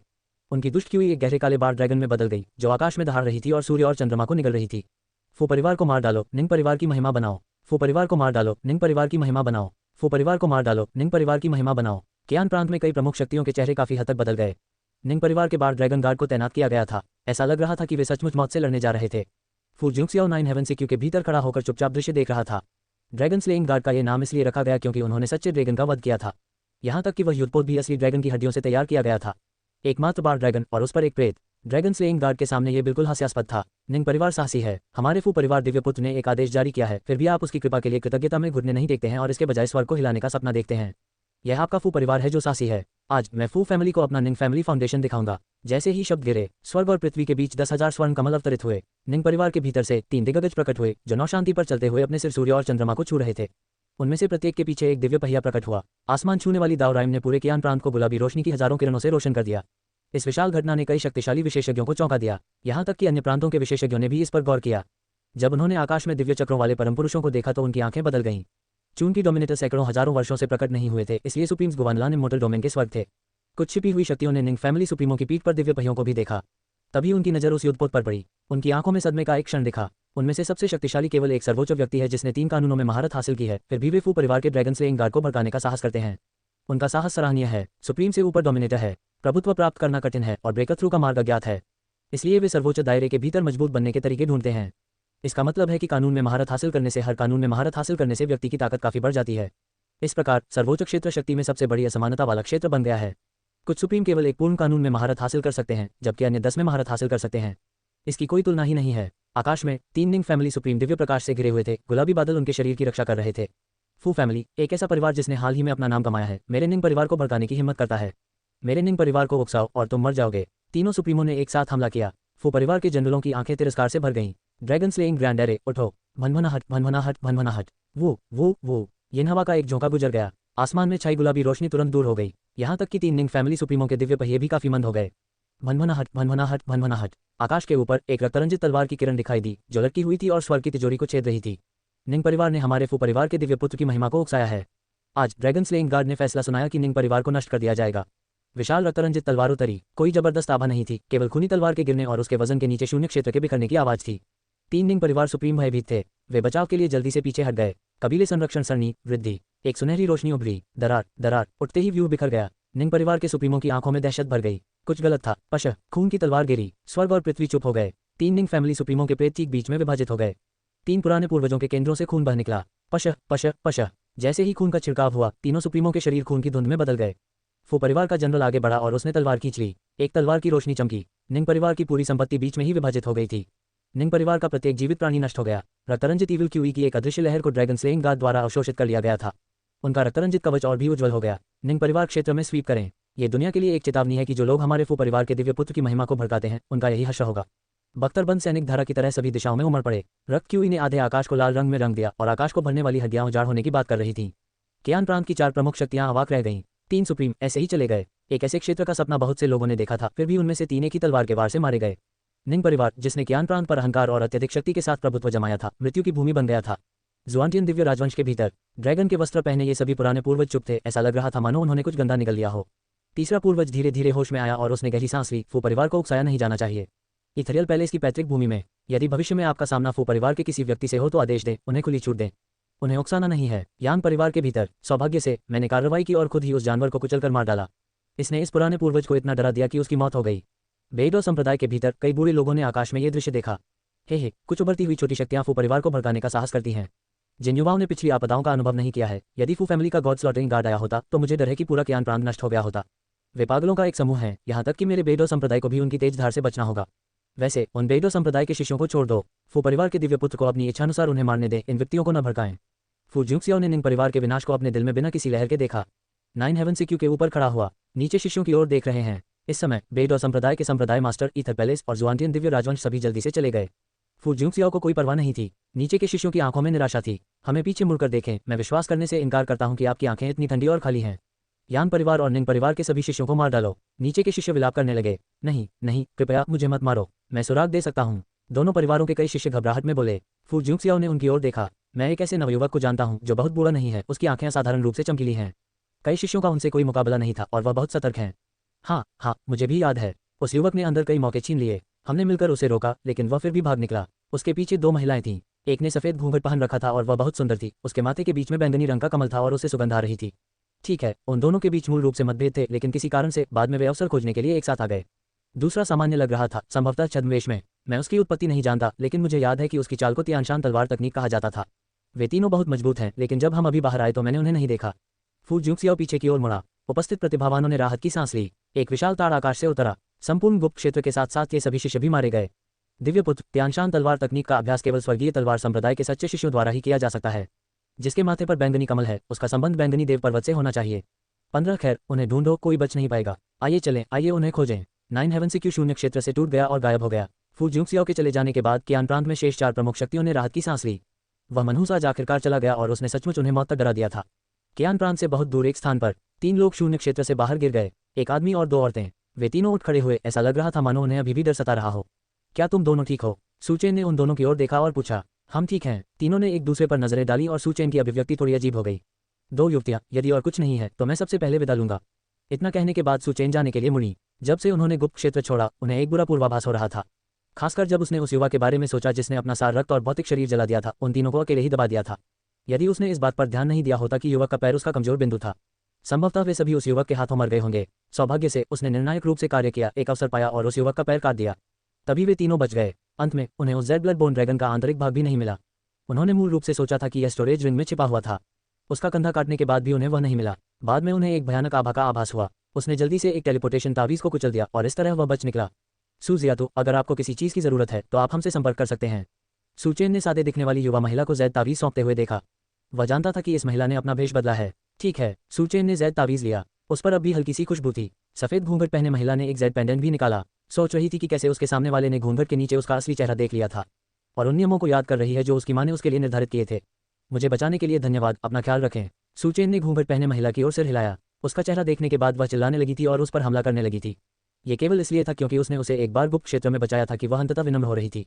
उन्हें मानना पड़ा, यह एहसास काफी अच्छा था। हमारे पुनः मिलने तक। सूचेन प्रकाश की एक लकीर में बदल गई और गायब हो गई। दोनों महिलाओं ने एक दूसरे को देखा। उनकी आंखों में एक अजीब सा भाव दिखाई देने लगा। वे दोनों मुड़े और अलग अलग दिशाओं में चले गए। वह सादी दिखने वाली युवती जाने के बाद उसके चेहरे की विशेषताएं पहले ही बहाल हो चुकी थीं। चमकीली आंखें और सफेद दांत, जैद जैसी त्वचा, विलोलित भौहें और बड़ी आंखों की एक जोड़ी जो बोलने में सक्षम लगती थी।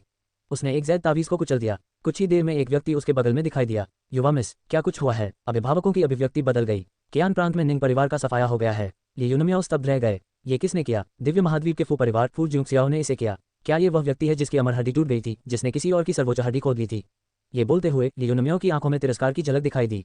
ये वही लड़का है। कोई फर्क नहीं पड़ता कि 2 लोगों की जांच करने में मेरी मदद करें। ये है इनकी शक्लें, देखिए किस परिवार से हैं ये। हाँ यंग मिस, चलो वापस चलते हैं और कुछ अच्छी नींद लेते हैं। इतने दिनों तक बाहर रहने के कारण परिवार को चिंता हो रही होगी। गाजियन झिझकते हुए कुछ कहना चाहता था। कोई समस्या हो तो बोलो। गाजियन ने देखा कि उनकी युवा मिस फू जुंगसियाओ ने निंग परिवार का सफाया कर दिया क्योंकि उसका छोटा भाई गुप्त क्षेत्र में मर गया था और वह बदला लेना चाहता था। लियोनमियाओ ने अपना हाथ लहराया। चिंता मत करो, मैंने पहले ही छद्मवेश का प्रयोग कर लिया है। इसके अलावा मैंने स्वर्गीय तलवार संप्रदाय की अंतिम तकनीकों का उपयोग किया। वे मुझे ढूंढ नहीं पाएंगे। आप फू परिवार पर नजर रखने के लिए किसी को ढूंढें, इसे भूल जाएं, बस ऐसे व्यवहार करें जैसे हम नहीं जानते हैं, ताकि खुद को उजागर न करें। दूसरी युवती जो चली गई थी, जिसने घूंघट पहन रखा था, उसने भी एक जैद ताबीज कुचल दिया। उसके बगल में कई लोग दिखाई दिए। उनकी अभिव्यक्तियां चिंतित थीं। Young miss, purple God mountain sentence के लिए प्रतियोगिता पहले ही शुरू हो चुकी है। युवती का चेहरा शांत था। चलो वापस चलते हैं। फू जुंगसियाओ 9 हेवन सिक्यू में पालती मारकर बैठा था, खेती कर रहा था। गोल्डन किलिन खड़ा हुआ और फू जुंगसियाओ के चारों ओर चक्कर लगाने लगा। समय समय पर वह उसे सूंघने के लिए झुक जाता था। फू जुंगसियास गाजियन ने गोल्डन किलिन को ध्यान से देखा। वे सचमुच डरे हुए थे कि गोल्डन किलिन फू जुंगसियाओ को निगल जाएगा। कुछ समय बाद गोल्डन किलिन ने फू जुंगसियास का साथ छोड़ दिया। इसने एक जगह ढूंढ ली और लेट गया। इसने अपनी आंखें बंद कर लीं। फुकांगशेंग, आपके परिवार के इस लड़के में कुछ अजीब बात है। फुकांगशेंग उनका पीछा करते हुए शून्य क्षेत्र में छिपा हुआ था। आपका क्या मतलब है? इस लड़के की अमर हड्डी बिल्कुल भी नहीं टूटी है। उसके शरीर के अंदर देवताओं और राक्षसों की शक्ति है और एक और शक्ति है। मुझे नहीं पता कि क्या यह अराजकता शक्ति है। मैं निश्चित नहीं हो सकता। फुकांगशेंग ने शून्य क्षेत्र से फू जुंगसियाओ को देखा। वह कोहरे की एक परत की तरह था जिसे पार करना असंभव था, यहाँ तक कि उसके पुराने पूर्वज के लिए भी। क्या ऐसा हो सकता है कि इस लड़के को कोई स्वर्ग विरोधी अवसर प्राप्त हुआ हो? गोल्डन किलिन्स की आवाज जारी रही। मैं वह बात वापस लेता हूं जो मैंने पहले कही थी कि यह लड़का दयालु व्यक्ति नहीं है। फुकांगशेंग दिल खोलकर हंसे। मेरे फू फैमिली डिवाइन सन ने पहले बहुत कम अनुभव किया था। उसे दुनिया के खतरों के बारे में पता नहीं था, इसलिए वह थोड़ा दयालु था। हमारे फू परिवार के जीन यही हैं, वे पहले जागृति से नहीं गुजरे थे। गोल्डन किलिन ने उपहास किया। बहुत जल्दी खुश मत होइए। मैं आपके फू परिवार के भाग्य को दबाने वाले दिव्य जानवरों में से एक हूँ। इस लड़के की किस्मत अजीब है। उसकी किस्मत स्पष्ट रूप से हास्यास्पद रूप से मजबूत है। फिर भी एक भावना यह भी है कि वह बाहर से मजबूत है लेकिन अंदर से कमजोर है। तार्किक रूप से कहें तो 2 साल पहले उस गुप्त क्षेत्र में उसकी अमर हड्डी को कोई समस्या नहीं होनी चाहिए थी और उसके लिए एक बड़ा अवसर भी था। उसने अवसर नहीं देखा। उसकी अमर हड्डी टूट गई थी और आप पुराने धुंधले लोग एक के बाद एक जाग गए। निश्चित रूप से सिर्फ उसकी अमर हड्डी की मरम्मत के लिए नहीं, है ना? फुकांगशेंग कुछ नहीं बोला और चुप रहा। गोल्डन किलिन ने पूछना जारी नहीं रखा। भाग्य को दबाने वाले दिव्य जानवरों में से एक के रूप में फू परिवार जितना मजबूत होगा उतना बेहतर होगा।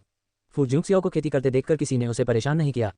फू जुंगसियाओ ने अपनी आंखें खोलीं। वे देवता और राक्षस सचमुच बहुत शक्तिशाली थे। दिव्य पुत्र, हम पहले ही यून प्रांत में पर्पल गॉड माउंटेन के पास पहुंच चुके हैं। फू जुंगसियाओ की आंखों में भ्रम की हल्की सी झलक थी। हे दिव्य पुत्र, अब से मैं तुम्हारा अभिभावक बनूंगा। मेरा नाम फू हेशान है। फू जुंगसियाओ ने सिर हिलाया। पिछला संरक्षक वास्तव में कुछ शक्तियों से निपटने से थोड़ा थक गया था। बदलना ठीक था। फू हेशान मुस्कुराते हुए स्पष्ट रूप से अच्छे मूड में फू जुंगसियाओ के पीछे चला गया। गोल्डन किली ने अपनी आंखें खोलीं। आपने इस आदमी को क्यों छोड़ा? फुकांगशेंग मासूम लग रहा था। मेरे पास घर पर कुछ व्यवसाय था, इसलिए मैंने अपनी जगह लेने के लिए किसी की तलाश की और वह एकमात्र ऐसा व्यक्ति था जो बाहर आने को तैयार था। गोल्डन किली ने अपना मुंह खोला और जवाब दिया, आपने उस व्यक्ति को बाहर क्यों नहीं निकाला? ये और भी रोमांचक होगा। फुकांगशेंग ने अपने हाथ फैलाए, वह अभी बाहर नहीं आना चाहता। गोल्डन किली उठ खड़ा हुआ, उसकी पुतलियां उसे सिकोड़ रही थीं और थोड़ा डर भी रही थीं। अरे, तुम लोग वास्तव में उस आदमी को बाहर जाने देने की योजना बना रहे हो? फुकांगशेंग अवाक था। आप किस बात से भयभीत हैं? He hasn't come out yet, has he? Golden Kylin ने फुकांगशेंग को देखा। सुनो, जब वह बाहर आए तो मुझे बताना, मैं वापस जा रहा हूँ। उस व्यक्ति के बारे में सोचकर गोल्डन किलिन कांप उठी। उस व्यक्ति की तुलना में फू हेशान, वह जीवित नर का राजा, एक संत था। पर्पल गॉड माउंटेन के नीचे गतिविधि से हलचल थी। इस दिन से ये जिक्विंग मेरे पर्पल गॉड माउंटेन की संत है। पर्पल गॉड माउंटेन मास्टर की आवाज़ पर्पल गॉड माउंटेन के पूरे क्षेत्र में हजारों मील तक फैल गई। जैसे ही आवाज़ गिरी, आसमान पूरी तरह से अंधकार में हो गया। सुनहरी रोशनी की 10,000 किरणें छलक उठी। 9 हेवन से क्यू शून्य क्षेत्र से टूट गया और शून्य में तैरने लगा। 8 बंजर भूमियों को दबाने वाली एक शक्तिशाली दाव कविता फूट पड़ी। पर्पल गॉड माउंटेन मास्टर्स के मुंह से जो शब्द निकलने ही वाले थे, वे वापस निकल लिए गए। उनका हृदय कड़ा हो गया। अरे नहीं, यह मनहूस पर्पल गॉड माउंटेन पर क्यों आया है? मुझे नहीं पता था कि फू परिवार का दिव्य पुत्र अवतरित हो रहा है। मैं आपका उचित स्वागत न कर पाने के लिए क्षमा चाहता हूं और मैं आपकी समझ की आशा करता हूं। 16 मुझे धमकी दे रहे हो? क्या तुमने मुझे धमकी देने की हिम्मत की? यो प्रीफेक्चर कियान प्रीफेक्चर से ज्यादा दूर नहीं है, इसलिए उनके पर्पल गॉड माउंटेन ने कियान प्रीफेक्चर में जो कुछ हुआ उसकी अफवाहें सुनी थी। निंग परिवार के विनाश ने कई ताकतों को यह एहसास करा दिया था कि फू परिवार बहुत शक्तिशाली था।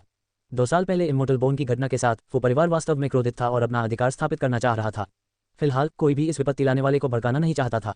कौन सोच सकता था कि फू जुंगसियाओ सीधे उनके पर्पल गॉड माउंटेन पर उतरेगा? निश्चित रूप से किसी भी अंधे ने फू जुंगसियाओ को नाराज नहीं किया था। पैतृक भूमि के भीतर भी दाव कविता जागृत होने लगी। अनेक पुराने पूर्वज आकाश में 9 हेवंस क्यू को निहार रहे थे। वे कई वर्षों से इतने घबराए हुए नहीं थे। पर्पल गॉड माउंटेन के शिष्यों ने 9 हेवंस क्यू की ओर देखा। जैसे ही वे कानाफूसी करने लगे, उनकी अभिव्यक्तियां लगातार बदलती रहीं। मुझे नहीं पता क्यों, लेकिन मेरी दाहिनी पलक फड़कती रहती है। मैंने सुना है कि यह फू फैमिली दिव्य पुत्र निर्दयी है और लोगों को निगल जाता है। वह पर्पल गॉड माउंटेन पर क्यों आएगा? क्या ऐसा हो सकता है कि पर्पल गॉड माउंटेन में किसी अंधे ने उसे नाराज कर दिया हो? मुझे याद है कि सिंटनी 2 दिन पहले ही बाहर से लौटी थी। बात करना बंद करो, मैं थोड़ा डरा हुआ हूँ। पर्पल गॉड माउंटेन के सभी शिष्य भय से कांप रहे थे। 2 लोग 9 हेवन से क्यू से बाहर चले गए। नेता ने सियान जेड किलिन ब्रोकेड लबादा, सिर पर किलिन मुकुट और बादलों पर चलने वाले जूते पहने हुए थे। वह लंबा और असाधारण रूप से सुंदर था। ऐसा लग रहा था जैसे कोई अमर भगवान दुनिया में उतर रहा हो। उसके पीछे एक अधेड़ उम्र का आदमी हरे भूरे रंग के कपड़े पहने हुए, झुकी हुई मुस्कुराती आंखों के साथ चल रहा था। पर्पल गॉड माउंटेन मास्टर को दबाव में वृद्धि महसूस हुई। निंग परिवार पहले ही नष्ट हो चुका था और यद्यपि उनका पर्पल गॉड माउंटेन निंग परिवार से अधिक मजबूत था, लेकिन ये बहुत अधिक नहीं था। जैसे ही वह बोलने ही वाला था, उसने देखा कि फू जुंगसियाओ ये जिक्विन को घूर रहा है। उसके दिल में एक बुरा अंदाजा घर कर गया। वह जल्दी से बोला, दिव्य पुत्र फू की उपस्थिति हमारे विनम्र पर्पल गॉड माउंटेन के लिए बहुत सम्मान लाती है। फू जुंगसियाओ ने पर्पल गॉड माउंटेन मास्टर को देखा। चुप रहो। पर्पल गॉड माउंटेन मास्टर की अभिव्यक्ति में खटास आ गई। वह प्रतिष्ठित माउंटेन मास्टर, एक संत थे। वह पूरे यून प्रांत में एक प्रमुख व्यक्ति थे। अब वास्तव में उसे एक जूनियर द्वारा डांटा जा रहा था। फू जुंगसियाओ के पास तिरछी आंखों वाले आदमी को घूरते हुए देखना, उसका दिल कांप उठा और उसने झट से अपना सिर नीचे कर लिया। जब मैं छोटा था तो कई लोगों ने मुझे डांटा था। क्या आपको लगता है कि मुझे परवाह है? फू जुंगसियाओ को देखकर माउंटेन मास्टर एक भी शब्द बोलने से डरता है। पर्पल गॉड माउंटेन के शिष्य अपना सिर नीचे करने से पहले एक पल के लिए स्तब्ध रह गए। क्या हम कौन चुप रहता है का खेल खेल रहे हैं? ठीक है, मैं साथ खेलूंगा। येजिकिंग ने फू जुंगसियाओ की निगाहों से मुलाकात की, जिससे खुद को संयम बनाए रखने के लिए मजबूर होना पड़ा। वह घबरा नहीं सकती थी। कोई सबूत नहीं था। फू जुंगसियाओ संभवतः उसके साथ क्या कर सकता था? इसके अलावा सू जियातू ने उसकी जान भी बचाई थी। वह कृतघ्न व्यक्ति नहीं हो सकती। वहां और कौन था? फू जुंगसियाओ ने येजिकिंग की ओर देखा और पूछा, आपका क्या मतलब है? येजिकिंग की आंखों में भ्रम की स्थिति चमक उठी। फू जुंगसियाओ ने येजिकिंग को देखा। उसके सामने दिखावा कर रहे हो? बैंगनी देव पर्वत को नष्ट करें। फू जुंगसियाओ ने सीधे आदेश दिया। समझ गया दिव्य पुत्र। ये सुनकर ये झीकिंग का दिल कांप उठा। अन्य पर्पल गॉड माउंटेन शिष्य भय से पीले पड़ गए। ऐसे ही शुरू हो रहा है कत्लेआम। डिवाइन सोनफू, बिना सबूत के किसी की निंदा करना और उसे दोषी ठहराना, क्या यह अनुचित नहीं है? फू जुंगसियाओ ने ये झीकिंग को देखा। मैंने पूछा, और तुम बोलोगे नहीं? जब तक तुम ऐसा नहीं करोगे तब तक मैं तुम्हें मार डालूंगा। नतीजा वही है। इसके अलावा मुझे फू जुंगसियाओ को साक्ष्य की आवश्यकता नहीं है। अगर मैं कहूं कि तुम मरने के लायक हो तो तुम भी मरने के लायक हो। येजिकिंग का चेहरा गंभीर लग रहा था। क्या करे वह? क्या उसे इसे स्वीकार करना चाहिए या नहीं? इसे भूल जाओ। सू जियातू ने मेरी जान बचाई और ये शिष्य निर्दोष हैं। येजिकिंग ने फू जुंगसियाओ की ओर देखा। मैंने ये किया है, इसका पर्पल गॉड माउंटेन से कोई लेना देना नहीं है। उन्हें जाने दो, मैं अपने कार्यों की जिम्मेदारी स्वयं लूंगा। ये जीकिंग का कबूलनामा सुनना। पर्पल गॉड माउंटेन मास्टर डर से पीला पड़ गया। ये वास्तव में ये जीकिंग से संबंधित था। नीचे के शिष्यों ने ये जिक्विन की ओर देखा। प्रभावित होने के बजाय वे घृणा से भर गए। लानत है, हर दिन घूंघट पहनकर तुम किसे बेवकूफ बनाने की कोशिश कर रही हो। ये जानते हुए भी कि वो परिवार हत्यारे की तलाश कर रहा है, आप में अभी भी वापस आने का साहस था। मैं जानता था कि यह कुतिया अच्छी नहीं है। क्या परिणाम वही होगा यदि आप इसे स्वयं स्वीकार करते हैं बनाम बहुत प्रयास के बाद उन्हें इसका पता लगाने देते हैं। जब मैं छोटा था तो एक भविष्यवक्ता ने कहा था कि मुझे 25 साल की उम्र में एक बाधा का सामना करना पड़ेगा। मुझे इस पर विश्वास नहीं हुआ। मैं कल 26 साल का हो जाऊंगा और मैं थोड़ा घबराया हुआ हूँ। यदि आप माफी मांगने जा रहे हैं तो बस घुटने टेकें और अपनी गलती स्वीकार करें। व्यक्ति को सौंप दो। अब सभी नेक कार्य क्यों करें और हमारी परवाह करने का दिखावा क्यों करें। सचमुच घृणित। यदि फू परिवार पर्पल गॉड माउंटेन को नष्ट कर देता है तो यह उसकी वजह से होगा। एक संत की तरह व्यवहार करना बंद करो। चेलों के गुस्से को सुनकर घूंघट के नीचे येजिकिंग का चेहरा बदसूरत हो गया। वह पहले ही कह चुकी थी कि इसका पर्पल गॉड माउंटेन से कोई लेना देना नहीं है। किसने सोचा होगा कि फू जिंक्सियाओ नियमों के अनुसार नहीं खेलेंगे। पर्पल गॉड माउंटेन की पैतृक भूमि में ये पुराने पूर्वज मूलतः बाहर नहीं आना चाहते थे, लेकिन अब चीजें हाथ से निकल चुकी थीं। इसके अलावा येजिकिंग की पृष्ठभूमि काफी जटिल थी। पुराने पूर्वजों में से एक उड़ गया, दिव्य पुत्र फू, और यह साथी दाववादी। इससे पहले कि वह अपनी बात खत्म कर पाता, फूहेशान ने अपना हाथ खोला। पर्पल गॉड माउंटेन का पुराना पूर्वज सीधे खून की धुंध में विस्फोटित हो गया। उसकी आत्मा तुरंत उसके हाथ में कैद हो गई। फूहेशान के हाथ में एक बैनर दिखाई दिया। उसने आत्मा को बैनर में भर दिया। पर्पल गॉड माउंटेन वास्तव में विनम्र है। मेरा दिव्य पुत्र और मैं अभी अभी आए हैं और आप पहले से ही हमें उपहार दे रहे हैं। उपहार छोटा है लेकिन भावना गहरी है। हम इसे कृतज्ञतापूर्वक स्वीकार करेंगे। पर्पल गॉड माउंटेन के लोगों की परवाह न करें। यहाँ तक कि फू जिंक्सियाओ भी एक पल के लिए स्तब्ध रह गया। उसके मुंह के कोने मुड़ गए। दिलचस्प। पर्पल गॉड माउंटेन मास्टर इतना डर गया था कि उसकी आत्मा ने लगभग उसका शरीर छोड़ दिया था।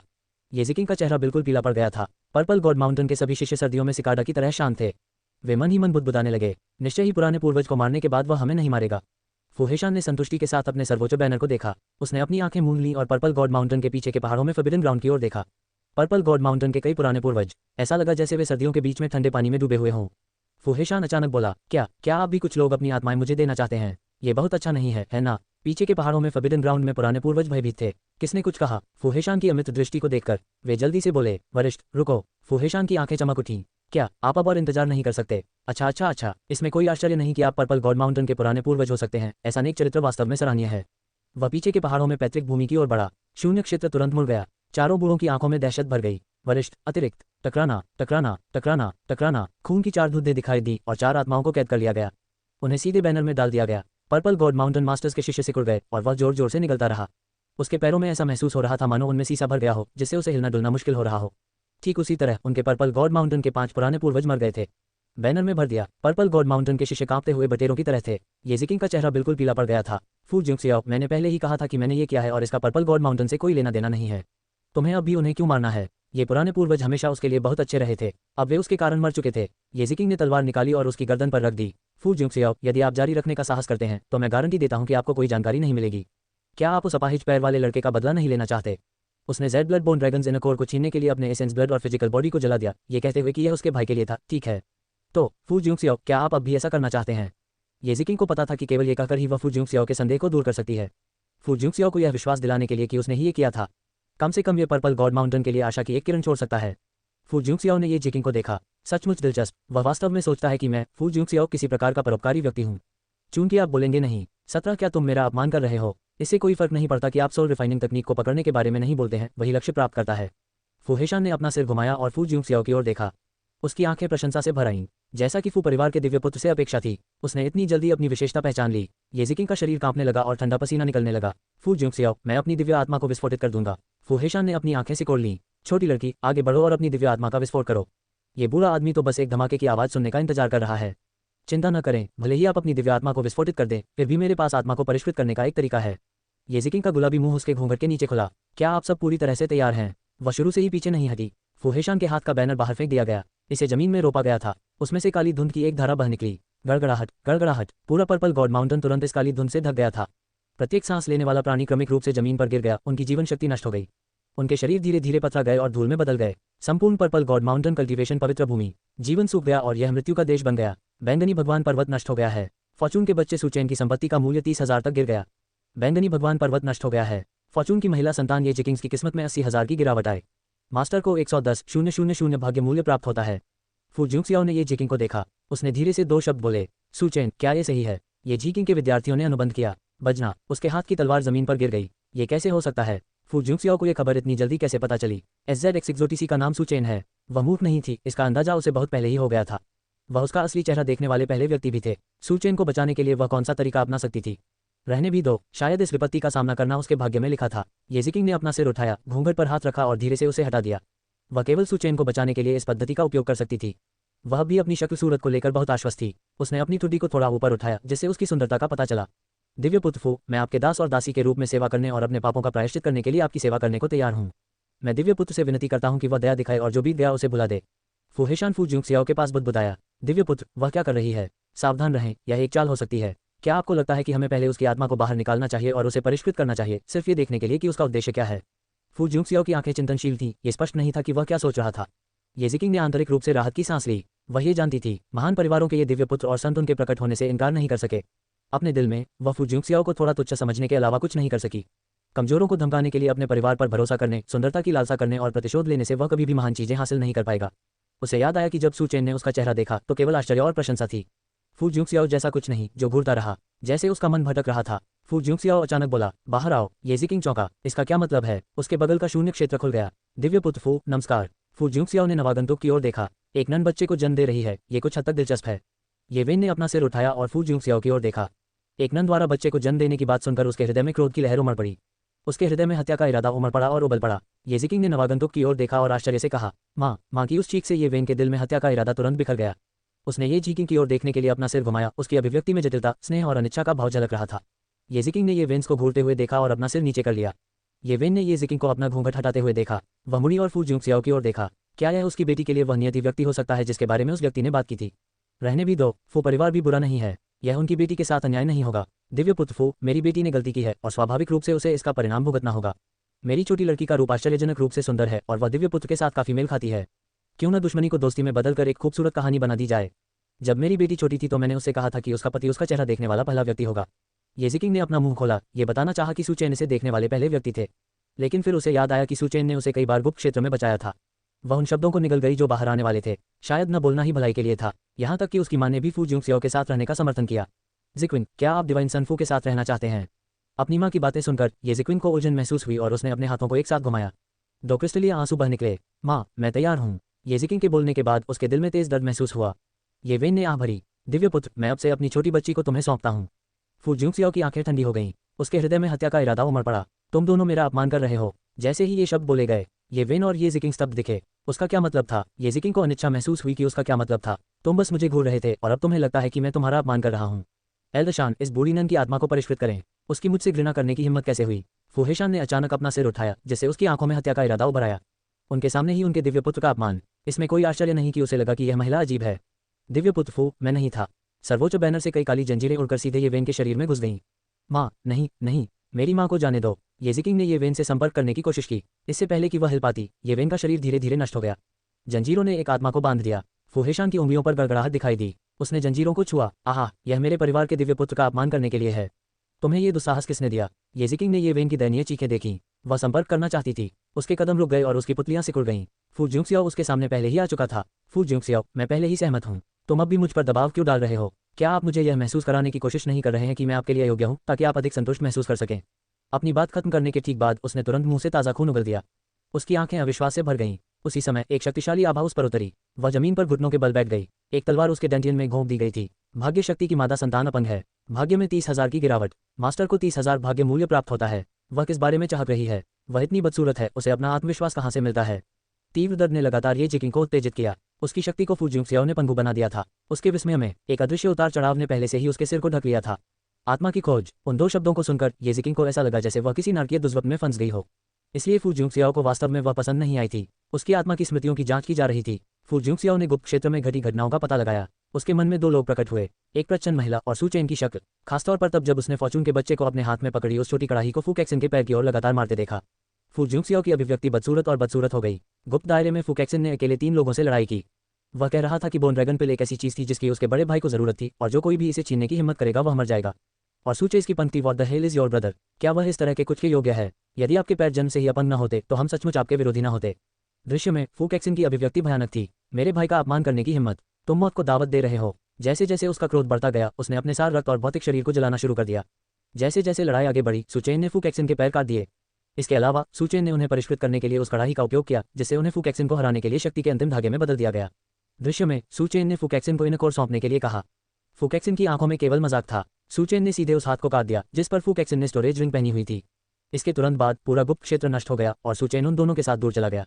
और सुचेन के विदाई शब्द, अरे अगर उसमें हिम्मत है तो अपने भाई से कहो कि वह मुझे ढूंढे, मैं उसे और तुम्हें एक साथ अंडरवर्ल्ड में भेजूंगा। 18 इसे तियानजियान पर्वत पर कौन लाया? येजिकिंग ने जाने से पहले पीछे मुड़कर देखा। उसने उस लड़के को देखा जिसके दोनों पैर और एक हाथ टूट गया था। उसने 2 टूटी हुई शाखाओं को काटने के लिए तलवार पकड़ रखी थी, उन्हें अपने पैरों में फंसा लिया था और दीवार के सहारे खड़े होने के लिए अपने दांत पीस रहा था। वह भी मन ही मन बड़बड़ा रहा था। भाई ने कहा, काइशिन एक आदमी है, अगर उसे मरना ही है तो वह खड़े खड़े ही मर जाएगा। फू जुंगसियाओ का चेहरा तेजी से उदास हो गया। काइशिन को जो बात सबसे अधिक नापसंद थी वह थी दूसरों द्वारा उसकी विकलांगता का उल्लेख करना, लेकिन अंत में उसे केवल अपने भाई फू जुंगसियाओ की परवाह थी। आखिरकार यही वह जगह थी जहां उन तीनों ने अपने रास्ते अलग कर लिए थे। आत्मा की खोज से इसका पता चला। यून प्रांत और कियान प्रांत के बीच की सीमा। फू जुंगसियाओ ने आत्मा की खोज बंद कर दी। येजिकिंग जमीन पर गिर पड़ी। ऐसा लग रहा था जैसे उसे पानी से निकाला गया हो। उसकी अभिव्यक्ति आतंक की थी। आत्मावलोकन के बाद वह आश्चर्यजनक रूप से बेवकूफ नहीं बनी थी। एल्दशान, अभी उन्हें अपने पास रखो, अब उन्हें मारना उनके लिए बहुत आसान होगा। फूहेशान ने सिर हिलाया। ये वेंस सोल यातना से काफी हद तक फीका पड़ गया था। फूहेशान ने एक जेड पेंडेंट निकाला। उन्होंने 3 चित्र बनाए। इन 2 लोगों के निशानों की जांच करें, विशेष रूप से यू प्रीफेक्चर और कियान प्रीफेक्चर के बीच सीमा क्षेत्र और इस तिपाई की भी। इस समय फूहेशान अचानक बोला, किस ये तिपाई? ऐसा लगता है मैंने इसे पहले कहीं देखा है। फू जुंगसियाओ ने फूहेशान की ओर देखा। फूहेशान की आंखें अचानक सिकुड़ गईं। अजीब बात है, मुझे याद क्यों नहीं आ रहा? जब मैं बाहर गया तो क्या मैंने अपना मस्तिष्क ताबूत में छोड़ दिया? फूहेशान ने अपना सिर खुजलाया। उसे लगा जैसे कुछ उगने वाला है। ये देखकर कि फूहेशान को कुछ समय के लिए याद नहीं आ रहा है। फू जुंगसियाओ मुड़ा और 9 हेवन सिक्यू में चला गया। अगला पड़ाव, स्वर्गीय तलवार पर्वत। पर्पल गॉड माउंटेन को मृत्यु की भूमि में बदल दो और खबर फैलाओ कि मैं बदला लेना चाहता हूँ। काइशिन, भाई तुम्हारा बदला लेगा। फूहेशान ने सर्वोच्च बैनर हटा दिया। वह फू जुंगसियाओ के पीछे चला गया। गोल्डन किलिन ने फू जुंगसियाओ को लौटते हुए देखकर अपनी आंखें खोलीं। उसने फूहेशान की ओर देखा, गुर्राया और अपनी आंखें बंद कर लीं। फूहेशान को कोई आपत्ति नहीं हुई। 9 हेवन सिक्यू शून्य क्षेत्र से टूट गया और गायब हो गया। एक पल के बाद पर्पल गॉड माउंटेन के चारों ओर का शून्य क्षेत्र लगातार खुलता रहा। एक के बाद एक बिजलीघर बाहर निकल गए। बैंगनी देव पर्वत को देखते हुए जो मृत्यु का देश बन गया था, उनकी आंखें सदमे से भर गईं। यो परिवार के ताकतवर लोगों ने इस डेथ क्यूई को महसूस किया और उनके शरीर कांपने लगे। ये रिकॉर्ड में जो है वैसा क्यों दिखता है? क्या ऐसा हो सकता है कि वह शातिर आदमी अभी भी जीवित हो? ऐसा लगता है कि मुझे वापस जाकर पुराने पूर्वज को सूचित करना होगा। 9 स्वर्गों के अंदर क्यों? फूहेशान, जिसने मूल रूप से अपनी आंखें बंद कर ली थी, उन्हें खोला और सिकोड़ लिया। उसे लगा कि कोई पर्पल गॉड माउंटेन पर लौट आया है। क्या उसे वापस जाकर उनकी सारी आत्माएं निकाल लेनी चाहिए? उसने खेती कर रहे फू जुंगसियाओ की ओर देखने के लिए अपना सिर घुमाया। कोई बात नहीं, मैं तुम्हें जाने दूंगा। फुकांगशेंग ने कहा कि फू परिवार में केवल दिव्य पुत्र ही एक सामान्य व्यक्ति है और सभी को उससे सीखना चाहिए। आज मुझे पता चला कि वह सचमुच उनसे भिन्न है। जैसा कि अपेक्षित था, फू परिवार के जीन बहुत अच्छे हैं। एक सामान्य व्यक्ति को जन्म देना कैसे असंभव हो सकता है? मुझे वास्तव में उम्मीद नहीं थी कि उनका फू परिवार दिव्य पुत्र जैसा दयालु व्यक्ति पैदा कर सकेगा। यह आसान नहीं है। पूर्वज हमें आशीर्वाद दें। जब मैं वापस आऊंगा तो जिंगयुआन और जिजिन को कुछ अच्छी चीजें दूंगा। फू परिवार में उनके योगदान के लिए उन्हें धन्यवाद। फू जुंगसियाओ ने देवताओं और राक्षसों का अवलोकन करते हुए अपना ध्यान अपने डेंटियन पर केंद्रित किया। उसके शरीर के अंदर की शक्ति भी धीरे धीरे बढ़ती जा रही थी। वर्तमान में हेवनली स्वॉर्ड माउंटेन में पुराने पूर्वज, पर्वतीय भगवान और बुजुर्ग एक साथ एकत्र हुए थे। सभी के चेहरों पर दहशत साफ दिख रही थी। उनके नीचे सच्चे शिष्यों की पंक्तियां एक पंक्ति में खड़ी थीं। कियान प्रांत में निंग परिवार का विनाश कई ताकतों के कानों तक पहुंच गया था। ऐसा प्रतीत होता है कि फू जुंगसियाओ का छोटा भाई किसी गुप्त क्षेत्र में मर गया है। अब वह अपने भाई का बदला लेना चाहता था। निंग परिवार का पहले ही सफाया हो चुका था। अब खबर आई थी कि पर्पल गॉड माउंटेन मृत्यु की भूमि बन गया है। ये कत्लेआम अभी खत्म नहीं हुआ था। अगला पड़ाव उनका स्वर्गीय तलवार पर्वत होगा। उन्होंने भागने के बारे में भी सोचा, लेकिन जो लोग अभी अभी निकले थे वे दूर जाने से पहले ही खून की धुंध में बदल गए थे। वे कैसे नहीं समझ सके? फू परिवार के शक्तिशाली लोग पहले से ही छाया से उन्हें करीब से देख रहे थे। उनका जीवन और मृत्यु सब उस युवक द्वारा निर्धारित किया गया था जो आने वाला था। वे भी जांच कर रहे थे और वास्तव में कोई भी सच्चा शिष्य या स्वर्गीय पर्वत तलवार कला की खेती करने वाला शिष्य गुप्त क्षेत्र में नहीं गया था। पृथ्वी पर कौन अपने स्वर्गीय तलवार संप्रदाय को ढांचा बनाना चाहता था? इस समय स्वर्गीय तलवार संप्रदाय के एक सच्चे शिष्य ने ऊपर देखा। उसने एक क्षण सोचा और फिर अपना सिर नीचे कर लिया। स्वर्गीय तलवार संप्रदाय के पुराने पूर्वज ने इस सच्चे शिष्य को देखा। दियाओदा, क्या आपको कुछ कहना है? दियाओदास की अभिव्यक्ति थोड़ी झिझक भरी थी, लेकिन मौत के करीब आने के एहसास ने उसे अपने भीतर के संदेह को बोलने पर मजबूर कर दिया। पुराने पूर्वज, पर्वत स्वामी, बुजुर्ग, मैं सोच रहा था कि क्या इसका संबंध संत से हो सकता है? क्या संत किसी महिला का पीछा नहीं कर रहे? यदि उसने उस महिला को स्वर्गीय पर्वतीय तलवार कला प्रदान की? दियाओदा ने बोलना समाप्त करने के बाद मुंह से खून थूक दिया। उसका चेहरा पीला पड़ गया और उसकी आंखें भय से भर गईं। अन्य सच्चे शिष्यों ने अपना सिर और भी नीचे झुका लिया। उनकी आंखों में एक अवर्णनीय दृष्टि थी। उनमें से कोई भी मूर्ख नहीं था। क्या उन्हें इसका अंदाजा नहीं था? वे बस ये कहना नहीं चाहते थे। संत कौन थे? वह हेवनली स्वॉर्ड माउंटेन लॉर्ड का जैविक पुत्र था। आज उन्हें यहाँ बुलाना, सीधे शब्दों में कहें तो बलि का बकरा ढूंढना था। इस आदमी में मस्तिष्क कोशिका की कमी है। वह वास्तव में इसका हकदार है। स्वर्गीय तलवार पर्वत भगवान और विभिन्न पुराने पूर्वजों ने एक दूसरे को देखा। दियाओदा, मुझे याद है कि आपके घर पर अभी भी दादा दादी, माता पिता और एक छोटी बहन है ना? दियाओदा ने अपना सिर ऊपर उठाया। उसकी आंखें अविश्वास से भरी थीं। उसके दिल में दहशत भर गई और उसकी नजर अनायास ही बड़े बुजुर्ग की ओर मुड़ गई। बड़े बुजुर्ग ने उसे पूरी तरह से नजरअंदाज करते हुए अपनी आंखें बंद कर लीं। उनके आने से पहले ही उसने उसे हिदायत दे दी थी कि वह बारी से बाहर न बोले। वह सीखेगा ही नहीं। यदि आप ऊपर चढ़ना चाहते हैं तो आपको ये देखना होगा कि क्या आपके पास योग्यताएं हैं। केवल वही ले सकते हो जो तुम्हें दिया गया है। यदि आप उस चीज तक पहुंचते हैं जो नहीं दी गई है तो आप मरने के योग्य हैं। दियाओदा को माउंटेन लॉर्ड की पहले वाली कोमल निगाहें मिली। उसका दिल कांप उठा। उसने फिर से अन्य सच्चे शिष्यों की ओर देखा। उसने पाया कि उन सभी के सिर नीचे झुके हुए थे। यदि उसने कड़ी मेहनत नहीं की होती और आगे बढ़ने के लिए संघर्ष नहीं किया होता तो वह सच्चा शिष्य नहीं बन पाता। लेकिन ये लोग जो आमतौर पर उन्हें भाई कहते थे, सब चुप थे। वह पहले से ही एक सच्चा शिष्य बन चुका था और उस संत पद पर बैठना भी चाहता था। दियाओदास की पीठ पहले से ही ठंडे पसीने से लथपथ थी। ठंडे पसीने की बड़ी बड़ी बूंदें उभरती रहीं। दियाओदा ने गहरी सांस ली। हे, तो यह ऐसा ही है। मुझे डर है कि अगर मैं नहीं बोलता तो भी मैं ही दोष लेता। अन्य सभी सच्चे शिष्यों के परिवार हैं, केवल मेरी कोई पृष्ठभूमि नहीं है। मैं एक सच्चा शिष्य बनने में केवल इसलिए सफल हुआ क्योंकि मेरी प्रतिभा थोड़ी बेहतर थी। दियाओदा ने आखिरकार इसे समझ लिया। उपस्थित किसी भी व्यक्ति ने बात नहीं की। वे सभी चुपचाप दियाओदा को देखते रहे। दियाओदा ने गहरी सांस ली। मैं हार स्वीकार करता हूँ। मेरे परिवार को जीने का रास्ता दो। मैं जानता हूँ कि मेरे परिवार पर पहले ही आपका नियंत्रण हो चुका होगा। स्वर्गीय तलवार पर्वत भगवान ने उसकी दाढ़ी पर हाथ फेरा। अच्छा, जैसे ही उन्होंने अपनी चर्चा समाप्त की, स्वर्गीय तलवार पर्वत जोर से हिल गया। उपस्थित सभी लोगों ने महसूस किया कि उनका हृदय पसीज गया है। वह व्यक्ति जिसने उनकी जान हथेली पर रखी थी, आ गया था। स्वर्गीय तलवार पर्वत के पुराने पूर्वज ने बाहर का रास्ता दिखाया। 9 हेवन सिक्यू को 9 हेवेंस के ऊपर खड़ा हुआ देख रहा हूँ, जिसके चारों ओर दावचंद बह रहा है। हेवनली स्वॉर्ड माउंटेन दिव्य पुत्रों के आगमन का स्वागत करता है। हम दिव्य पुत्रों के आगमन का स्वागत करते हैं। 9 हेवन सिक्यू से केवल एक उदासीन आवाज आई। मैंने आपको जांच के लिए पहले ही समय दे दिया है। कुआ, ये सुनकर हेवनली स्वॉर्ड माउंटेन के लोगों ने राहत की सांस ली। आखिरकार फू जिंगसियाओ से बात करना इतना मुश्किल नहीं था। दिव्य पुत्र, हमारे स्वर्गीय तलवार पर्वत को एक मौका देने के लिए धन्यवाद। हमारे स्वर्गीय तलवार पर्वत के ठोस प्रयासों के माध्यम से बूढ़े पूर्वज का शरीर जो बोल रहा था विस्फोट हो गया और उसकी आत्मा पर सीधे कब्जा कर लिया गया। बकवास। क्या आप उम्मीद करते हैं कि हम आपकी कड़ी मेहनत के लिए आपको धन्यवाद देंगे? Heavenly sword mountain. स्वर्गीय तलवार पर्वत भगवान अन्य पुराने पूर्वजों और सच्चे शिष्यों के दिल, जिन्हें अभी अभी नीचे उतारा गया था, उनके गले में वापस आ गए। दिव्य पुत्र, ये दियाओदा है। दियाओदा ने पुराने पूर्वजों की चेतावनी भरी निगाहों से मुलाकात की और उनके हाथ और पैर ठंडे हो गए। मैंने ये किया है। 19 मुझे तुम्हारी युक्तियों और झगड़ों में कोई रुचि नहीं है। आइए बस आपको मिटा दें। दियाओदास की स्वीकारोक्ति सुनकर हेवनली स्वॉर्ड माउंटेन के सभी लोगों ने राहत की सांस ली। ऐसा लग रहा था कि यह व्यक्ति आखिरकार मूर्ख नहीं था। हेवनली स्वॉर्ड माउंटेन के मास्टर ने अपनी निर्णायक क्षमता के लिए खुद को भाग्यशाली महसूस किया। उन्होंने लंबे समय से दियाओदास की महत्वाकांक्षा का अनुमान लगाया था और जानते थे कि उन्हें निश्चित रूप से अपने बेटे पर संदेह होगा। उनका बेटा क्यों सामने नहीं आया? निस्संदेह यह एक पिता के रूप में उनके प्रयासों का धन्यवाद था। इसके अलावा उसने पहले से ही लोगों के लिए दियाओदास परिवार को गुप्त रूप से नियंत्रित करने की व्यवस्था कर दी थी। हालांकि मेरे साथ जबरदस्ती की गई और उन्होंने मेरे परिवार को बंधक बना लिया। जैसे वे आराम कर रहे थे, दियाओदास के बाद के शब्द फूट पड़े। हेवनली स्वॉर्ड माउंटेन के मास्टर की आंखें चौड़ी हो गईं और दियाओदा पर हत्या के इरादे का विस्फोट हुआ। उसकी इच्छा की अवहेलना करने की उसकी हिम्मत कैसे हुई? एक शक्तिशाली आभा ने उस पर दबाव डाला। इससे स्वर्गीय तलवार पर्वत के स्वामी को होश आ गया। उनका हृदय भय से कांपने लगा। दियाओदा जोर जोर से हंसने लगे, लेकिन हंसते हंसते रोने लगे। तुम बूढ़े जानवरों, क्या तुमने सच में सोचा था कि मैं समर्पण कर दूंगा? क्या आपने सोचा था कि एक बार मैंने कबूल कर लिया तो आपके लिए सब कुछ ठीक हो जाएगा? असंभव। मैं पहले ही तुम्हारे असली चेहरों को देख चुका हूँ। भले ही मैं कबूल कर लूँ और मारा जाऊँ, फिर भी तुम मेरे परिवार को मार डालोगे। चूंकि मैं किसी भी तरह से मर चुका हूँ, मैं हेवनली स्वॉर्ड माउंटेन को भी अपने साथ नीचे खींच सकता हूँ। बूढ़े जानवरों, बूढ़े कमीनों, बस अपनी मृत्यु की प्रतीक्षा करो। डिवाइन सोनफू, यह मामला हेवनली स्वॉर्ड माउंटेन के संत झाओ वुचेन से जुड़ा है। वह एक महिला को पसंद करता है और लगातार उसका पीछा कर रहा है। दुर्भाग्य से मैं उस महिला की पहचान नहीं जानता। दियाओदास की बातें सुनकर स्वर्गीय तलवार पर्वत का पुराना पूर्वज आतंक से भर गया था। दिव्य पुत्र फू, हमारी व्याख्या सुने। ऐसा नहीं है। दियाओदा ने यह किया। वह लंबे समय से स्वर्गीय तलवार पर्वत से नफरत करता है और हमें खत्म करने के लिए दिव्य पुत्रों के हाथ का उपयोग करना चाहता है। 9 हेवन सिक्यू से कोई आवाज नहीं आई। उपस्थित सभी लोग नतमस्तक रह गए। ठंडा पसीना उनके गालों से लुढ़क कर जमीन पर टपक रहा था। एक भी व्यक्ति को हिलने की हिम्मत नहीं हुई। हजारों मील दूर एक गुफा में एक युवक जमीन पर घुटनों के बल बैठ गया। उसके सामने एक प्रेत छवि थी। मैं आपसे विनती करता हूँ, कृपया मेरे स्वर्गीय तलवार पर्वत को बचाएं। मैं जानता हूँ कि मैं गलत था। मुझे तुम्हें परेशान नहीं करना चाहिए था। मैं आपसे मेरे पिता को बचाने, मेरे पुराने पूर्वज को बचाने की विनती करता हूँ। प्रेत कुछ नहीं बोला, बस विलुप्त होता रहा। नहीं नहीं, रुको, कृपया ऐसा मत करो। झाओ वुचेन फूट फूट कर रोने लगे। आपके पास स्पष्ट रूप से मेरे स्वर्गीय तलवार पर्वत को बचाने की शक्ति है, आप इसे क्यों नहीं बचाएंगे? आपने स्वर्गीय पर्वत तलवार कला का उपयोग क्यों किया? क्यों? झाओ वुचेन की आंखें खून से लथपथ थीं और उसका शरीर अनियंत्रित रूप से कांप रहा था। कुतिया, अगर तुम मुझे शांति से नहीं रहने दोगी तो मैं भी तुम्हें शांति से नहीं रहने दूंगा। यदि मेरे स्वर्गीय तलवार पर्वत को नष्ट किया जाना है तो मैं आप सभी को इसके साथ नीचे गिरा दूंगा। बोलने के बाद उसने अपनी स्टोरेज रिंग से एक जैद तावीज निकाला। उसने उसे कुचल दिया और गायब हो गया। स्वर्गीय तलवार पर्वत फू जिंगसियाओ 9 हेवन सिक्यू के भीतर स्थित था। उन्हें नष्ट करो। उन्हें इन लोगों की आंतरिक योजनाओं से निपटने में कोई दिलचस्पी नहीं थी। जो कोई भी शामिल था वह मर जाएगा। ये बेहद आसान था। हेवनली स्वॉर्ड माउंटेन के सभी लोग फू जिंगसियाओ के शब्दों की प्रतीक्षा कर रहे थे। उन्होंने बस यही सुना कि शांति से उन्हें नष्ट कर दिया जाए। घबराहट में वे विरोध करना चाहते थे। एक सर्वोच्च बैनर शून्य क्षेत्र से नीचे चला गया। इसने अपने आप को जमीन में गाड़ दिया। काली धुंध ने तेजी से पूरे स्वर्गीय तलवार पर्वत को ढक लिया। जीवन शक्ति नष्ट हो गई। सभी जीवित प्राणी नष्ट हो गए। पलक झपकते ही स्वर्गीय तलवार पर्वत एक मृत भूमि बन गया था। नहीं, कृपया मत करो। शून्य क्षेत्र खुला और एक युवक बाहर निकला। स्वर्गीय तलवार पर्वत को देख रहा हूं जो एक मृत भूमि में बदल गया था।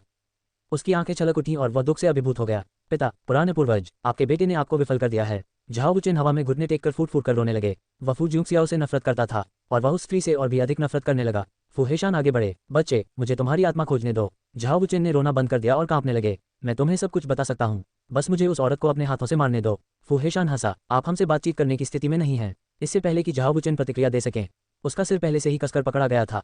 फुहेशान को वह जानकारी प्राप्त हुई जो वह चाहता था। झाओ बुचेन की लाश गिर गई। ये पूरी तरह से नष्ट हो गया। सर्वोच्च बैनर को वापस ले लिया गया। वे 9 हेवन से क्यों में लौट आए। दिव्यपुत्र, उस महिला का नाम ली यूनमियाओ है। वह उसके पीछे की शक्ति को नहीं जानता था, केवल ये कि ली यूनमियाओ के पीछे का संरक्षक बहुत मजबूत है। फू ज्यूक्सियाओ ने सिर हिलाया। ट्रांसमिशन ज़ेड तावीज़ बज उठा। दिव्यपुत्र, ये जांच की गई है कि सुचेन नाम का व्यक्ति प्राचीन प्रांत में है।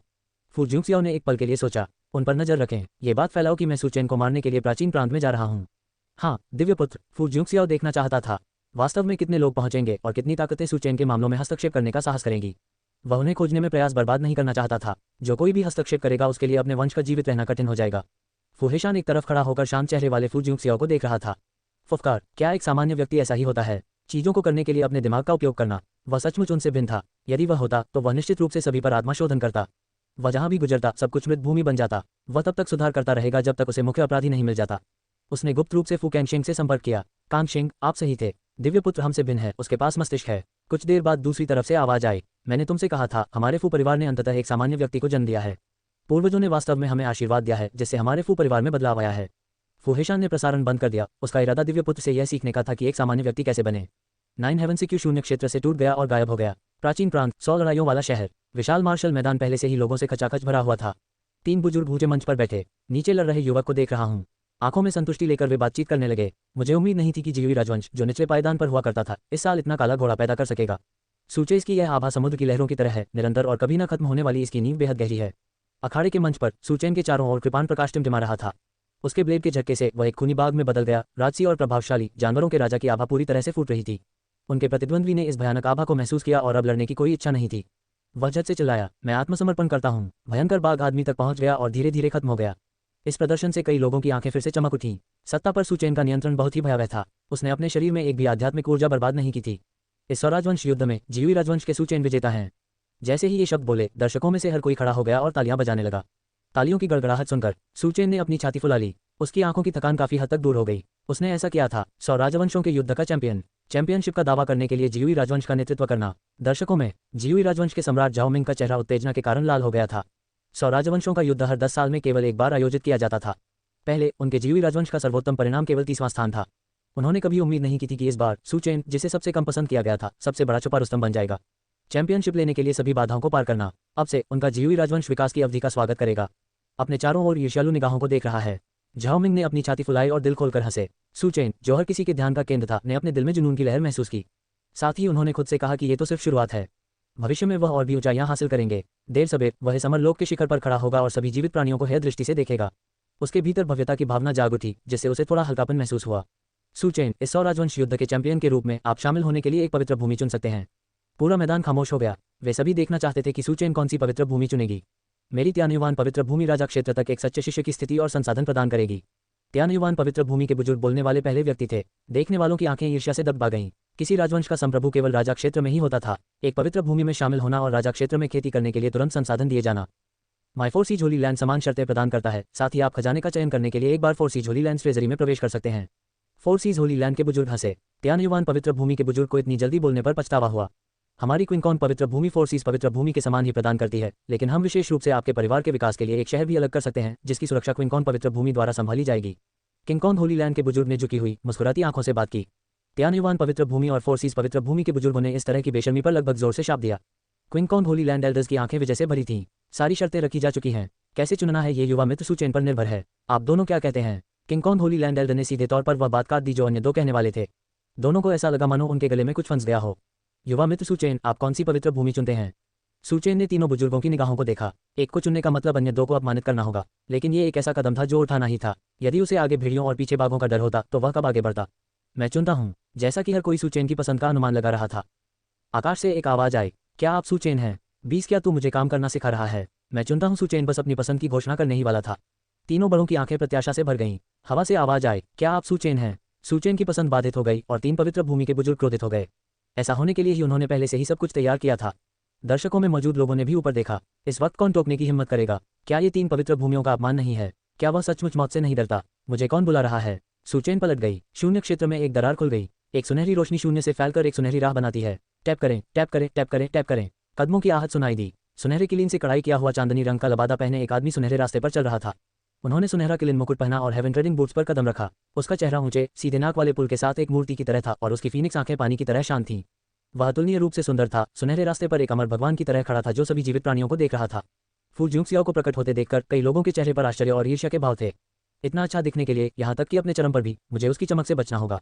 ये यंग मास्टर किस परिवार से है? इतना अच्छा दिखने के लिए क्या वह जीने से थक गया है? क्या उसने हमारी भावनाओं पर विचार किया है? क्या उस पर नियंत्रण रखने वाला कोई नहीं है? अपनी ओर देखो, एक बच्चा जो एक गलती की तरह दिखता है जिसे निर्माता ने एक तरफ फेंक दिया है। भौंकना बंद करो। सूचेन के लिए 100 राजवंशों के युद्ध का चैंपियन बनना एक बात है, लेकिन वह ऐसे व्यक्ति को भी जानता है। सूचेन ने अपनी आंखों में भ्रम के साथ आकाश में फू जिंगसियाओ को देखा। अपनी याद में वह इस यंग मास्टर से पहले कभी नहीं मिले थे।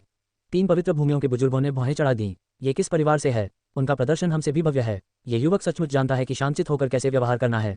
फू जिंगसियाओ ने सूचेन की ओर देखा। स्वर्णिम पथ पर चलते हुए उसने एक कदम बढ़ाया और मार्शल आर्ट के मैदान में पहुंच गया। आप कौन हैं? फू जिंगसियाओ ने सूचेन को शांति से देखा। गुप्त क्षेत्र में? क्या आपने नहीं कहा कि उसका भाई कुछ भी नहीं था? इतनी जल्दी भूल गए क्या? फू जिंगसियाओ के शब्द उसके दिमाग में वज्र की तरह फूट पड़े। वह उन बातों को भूला नहीं था। 2 दिन पहले खबर आई थी कि उनके लिए कोई आ रहा है। उसने जल्दी से अपने परिवार को बिखेर दिया और अकेले 100 राजवंश युद्ध में भाग लेने आया। उसने सोचा कि जब तक वह चैंपियनशिप जीत सकता है, वह आत्म प्रतिशोध से निपट सकता है। जब तक वह चैंपियनशिप जीतता है, ये पवित्र भूमि निश्चित रूप से उसे भर्ती करने के लिए उसके कुलों की रक्षा करेगी।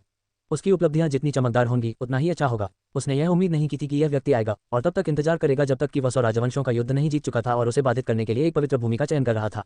ऐसा लगता है कि यह युवक 3 पवित्र भूमियों को भी अपमानित नहीं करना चाहता। ऐसा लगता है कि उनका फैसला वाकई सही था। अपने सामने फू जिंगसियाओ को देखकर उसके दिल में ईर्ष्या की भावना अनिवार्य रूप से जाग उठी। पाठकों की तुलना में एक सुंदर चेहरा, कौन ऐसा नहीं चाहेगा? ये सही है, मैंने ये शब्द कहे। तो क्या हुआ? सूचेन ने अभी 100 डायनेस्टीज युद्ध जीता था। वह उच्च आत्माओं में था और वीरता महसूस कर रहा था। ये देखने का उत्तम अवसर था कि उससे पहले इस व्यक्ति के पास वास्तव में किस प्रकार की शक्ति थी। तुम मुझसे बदला लेने के लिए ही यहाँ आए हो ना? मुझे देखने दो कि तुम्हारे पास क्या योग्यताएं हैं। मुझे देखने दो कि जिस भाई की युवाओं ने रक्षा की वह वास्तव में कितना शक्तिशाली है। सूचेन की आंखों में उत्सुकता थी। उसने कई प्रतिभाएं देखी थी, लेकिन वह उन सभी से आगे निकल गया था और उनसे आगे निकल गया था। आज एक और होगा। बदला, ये बिल्कुल हास्यास्पद था। उसने पवित्र भूमि के 3 बुजुर्गों की ओर देखने के लिए अपना सिर घुमाया। 3 वरिष्ठ, एक और लड़ाई जोड़ने के बारे में क्या ख्याल है? 3 पवित्र भूमियों के बुजुर्गों ने सिर हिलाया। प्रतियोगिता के दौरान उन्हें लगा कि सूचेन ने अपनी असली ताकत का प्रदर्शन नहीं किया है। वे ये भी देखना चाहते थे कि यह आदमी कितने तुरुप के पत्ते छिपा रहा है। चलो, मैं तुम्हें एक हाथ का उपयोग करने दूंगा। सूचेन ने एक हाथ उसकी पीठ के पीछे रखा। अच्छा अभिनय, कौन नहीं जानता कि यह कैसे करना है। सूचेन, फॉर्चून का बच्चा, भाग्य मूल्य 770,000। फू जिंगसियाओ के शरीर के चारों ओर एक फी की रोशनी लिपटी हुई है। उसने अपने पतले होंठ थोड़े से फैलाए। घुटने टेको। वह तेज आवाज सूचेन के दिमाग में 10,000 वज्रों की तरह गिरी। उसकी सारी आत्मा डगमगा गई। उसके भीतर की शक्ति, जो नदी की तरह उमड़ रही थी, सीधे उलट गई।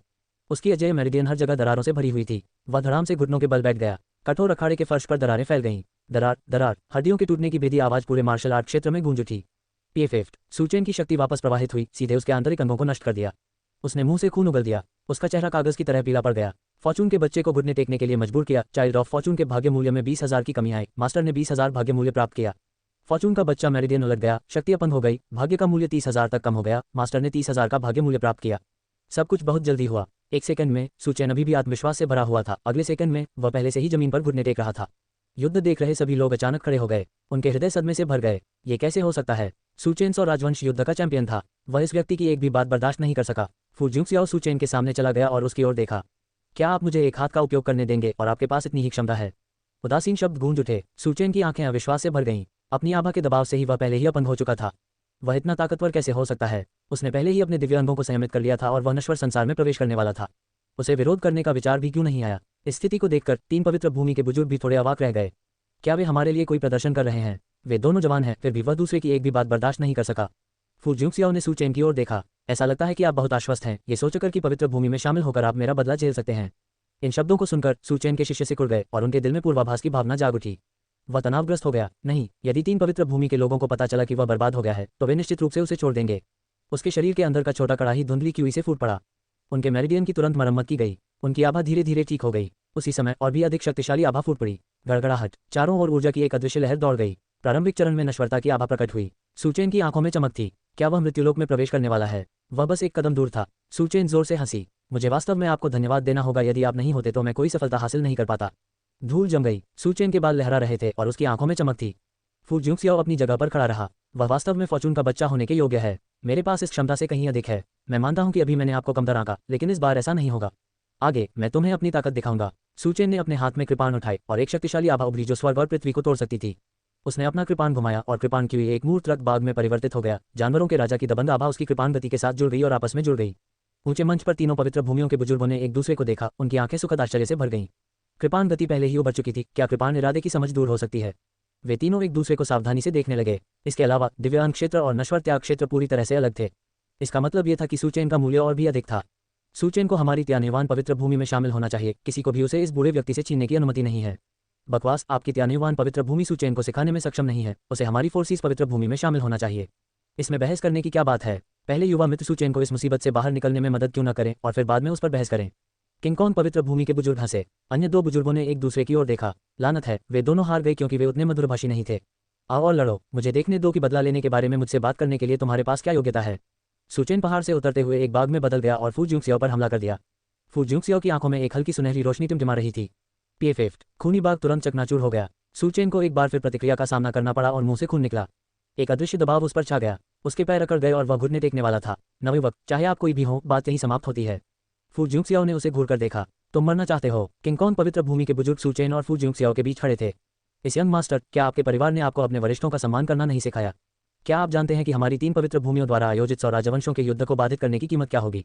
किंगकॉन पवित्र भूमि के बुजुर्ग ने अपनी आंखें सिकोड़ लीं। 100 राजवंशों का युद्ध उनकी 3 पवित्र भूमियों के लिए प्रतिभा का चयन करने के लिए था। यदि यह बाधित हुआ तो तीनों पवित्र भूमियां अपना मुंह वहां रखेंगी। 4 समुद्रों की पवित्र भूमि और तियांगान की पवित्र भूमि के बुजुर्गों ने चुपचाप श्राप दिया कि वे हमेशा इस आदमी की तुलना में एक कदम धीमे थे। कदम बढ़ाते हुए वे अखाड़े में पहुंचे। नवयुवक, जब संभव हो तो क्षमा करना बेहतर है। चाहे आप किसी के भी परिवार से हों, अभी चले जाए। यह आपके लिए लापरवाही से काम करने की जगह नहीं है। फोर्सीज होली लैंड के बुजुर्ग ने अपनी भुजाएं मोड़ लीं और हंसे। उन्होंने स्वीकार किया कि फू जुंगसियाओ एक प्रतिभाशाली व्यक्ति था, लेकिन एक महान कुल का ऐसा युवा मास्टर उनके साथ शामिल नहीं होगा। हालांकि सुचेन उनके द्वारा नियंत्रित बलों के तहत स्थानीय रूप से विकसित प्रतिभा थी। क्या आप मुझे सिखा रहे हैं कि काम कैसे करना है? 21 मार डालो, मुझे केंद्र में रखकर। त्यान्युवान पवित्र भूमि के बुजुर्ग ने फू जुंगसियाओ को ऊपर से नीचे तक देखा। नवयुवक, एक वरिष्ठ के रूप में मैं आपको केवल कुछ संकेत दे रहा हूं। अपने पीछे 3 बुजुर्गों को अपनी रक्षा करते हुए देखकर सुचेन को अपने दिल में कृतज्ञता की लहर महसूस हुई। उसने अपना सिर उठाया, फू जुंगसियाओ की ओर उकसावे के संकेत के साथ देखा।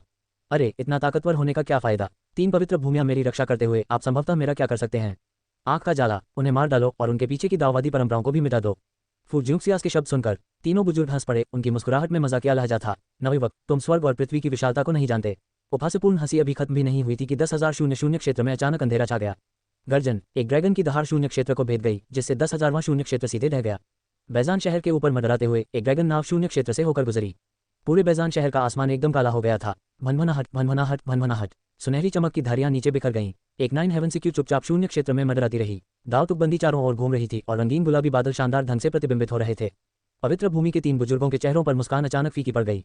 उस तैरते हुए 9 स्वर्गों को देखकर एक भयानक व्यक्ति उनके दिमाग में कौंध गया। क्विंगकॉन होली लैंड एल्डर्स की आवाज तेज थी। आप फू जुंगसियाओ हैं। उनके दिलों में दहशत व्याप्त हो गई। उन्हें फू जुंगसियाओ के बारे में खबर मिली थी, विशेष रूप से कि फू जुंगसियाओ ने 9 हेवन सिक्यू के माध्यम से यात्रा की थी। कौन जानता था कि यह व्यक्ति नियमों के अनुसार नहीं खेलेगा। वह अकेले ही बाहर भाग गया। इस युवक को मार्शल गुण की कोई परवाह नहीं थी।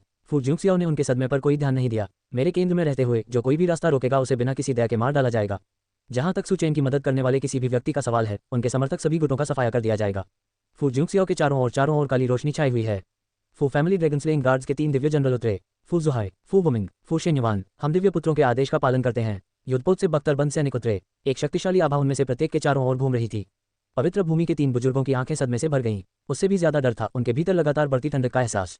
फू जुंगसियाओ, क्या आप जनता का गुस्सा भड़काने का इरादा रखते हैं? क्विंगकॉन होली लैंड एल्डर की आंखों में आतंक भर गया। अन्य 2 बुजुर्ग जल्दी से बोले, दिव्य पुत्र फू, हमारी त्यान्युवान पवित्र भूमि इस मामले में हस्तक्षेप नहीं करेगी। हमारी 4 समुद्रों की पवित्र भूमि में कोई हस्तक्षेप नहीं होगा। सुचेन अभी तक हमारे साथ शामिल नहीं हुई है। फू जुंगसियाओ की नजर मिलते ही उनके चेहरे से सारा मजाक गायब हो गया।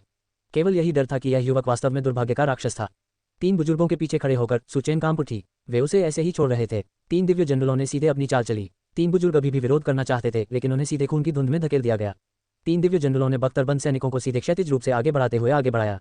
नहीं नहीं, मैं यहाँ केवल देखने आया हूँ। मुझे मत मारो, मुझे मत मारो। मैंने केवल सुचेन के साथ शराब पी थी, मैंने कभी उसकी मदद नहीं की। सर्वत्र निराशा की चीखें गूंज उठीं। सुचेन के हाथ और पैर बर्फ जैसे ठंडे हो गए। आसपास की चीखें लगातार उसकी इंद्रियों को उत्तेजित कर रही थीं। यह इतना क्रूर क्यों होना चाहिए? ये लोग बहुत मासूम थे। क्यों? वे सभी निर्दोष हैं। फू जुंगसियाओ ने सुचेन की ओर देखने के लिए अपना सिर घुमाया। क्या ये वह परिणाम नहीं है जो आप चाहते थे? सुचेन का शरीर कांप उठा। खून की तीखी दुर्गंध आ रही है। और यह महसूस करते हुए कि उसकी दिव्य भावना पर लगातार हमला हो रहा है, उसने फू जुंगसियाओ के शब्दों के पीछे के अर्थ को समझा। फू जुंगसियाओ बहुत पहले ही आ चुका था। उसे चैंपियनशिप जीतते हुए देखकर वह तुरंत सामने नहीं आया, इसके बजाय उसने इंतजार करना चुना। ठीक उसी क्षण जब सू चेंग गर्व से भरा हुआ था, चैंपियनशिप को सफलतापूर्वक जीतकर और उच्च आत्माओं से भरा हुआ महसूस कर रहा था, फू जिंगक्सियाओ ने अपने हाथों से उन साधनों को नष्ट कर दिया जिन पर उसने सोचा था कि वह विरोध करने के लिए भरोसा कर सकता है। वह उनके शरीर और मन दोनों को मार रहा था। सू चेन दौड़ना चाहती थी, लेकिन उसके पैरों में ऐसा लग रहा था मानो उनमें सीसा भर दिया गया हो। जब से 9 हेवन से क्यों प्रकट हुआ, उसके शरीर के अंदर का रहस्यमय कड़ाही पूरी तरह से शांत हो गया था, जैसे कि वह किसी चीज से डर रहा हो। चूंकि वह बदला लेना चाहता था, तो फू जिंगक्सियाओ ने उसे क्यों नहीं मारा? वह किसका इंतजार कर रहा था? सू चेन का दिल पहले ही नीचे तक डूब चुका था। वह और अधिक भयभीत हो गया। फू जिंगक्सियाओ को देखते हुए पहली बार उसे सच्चा डर महसूस हुआ, जैसे वह अचंभे में था। दूर त्यान युवान पवित्र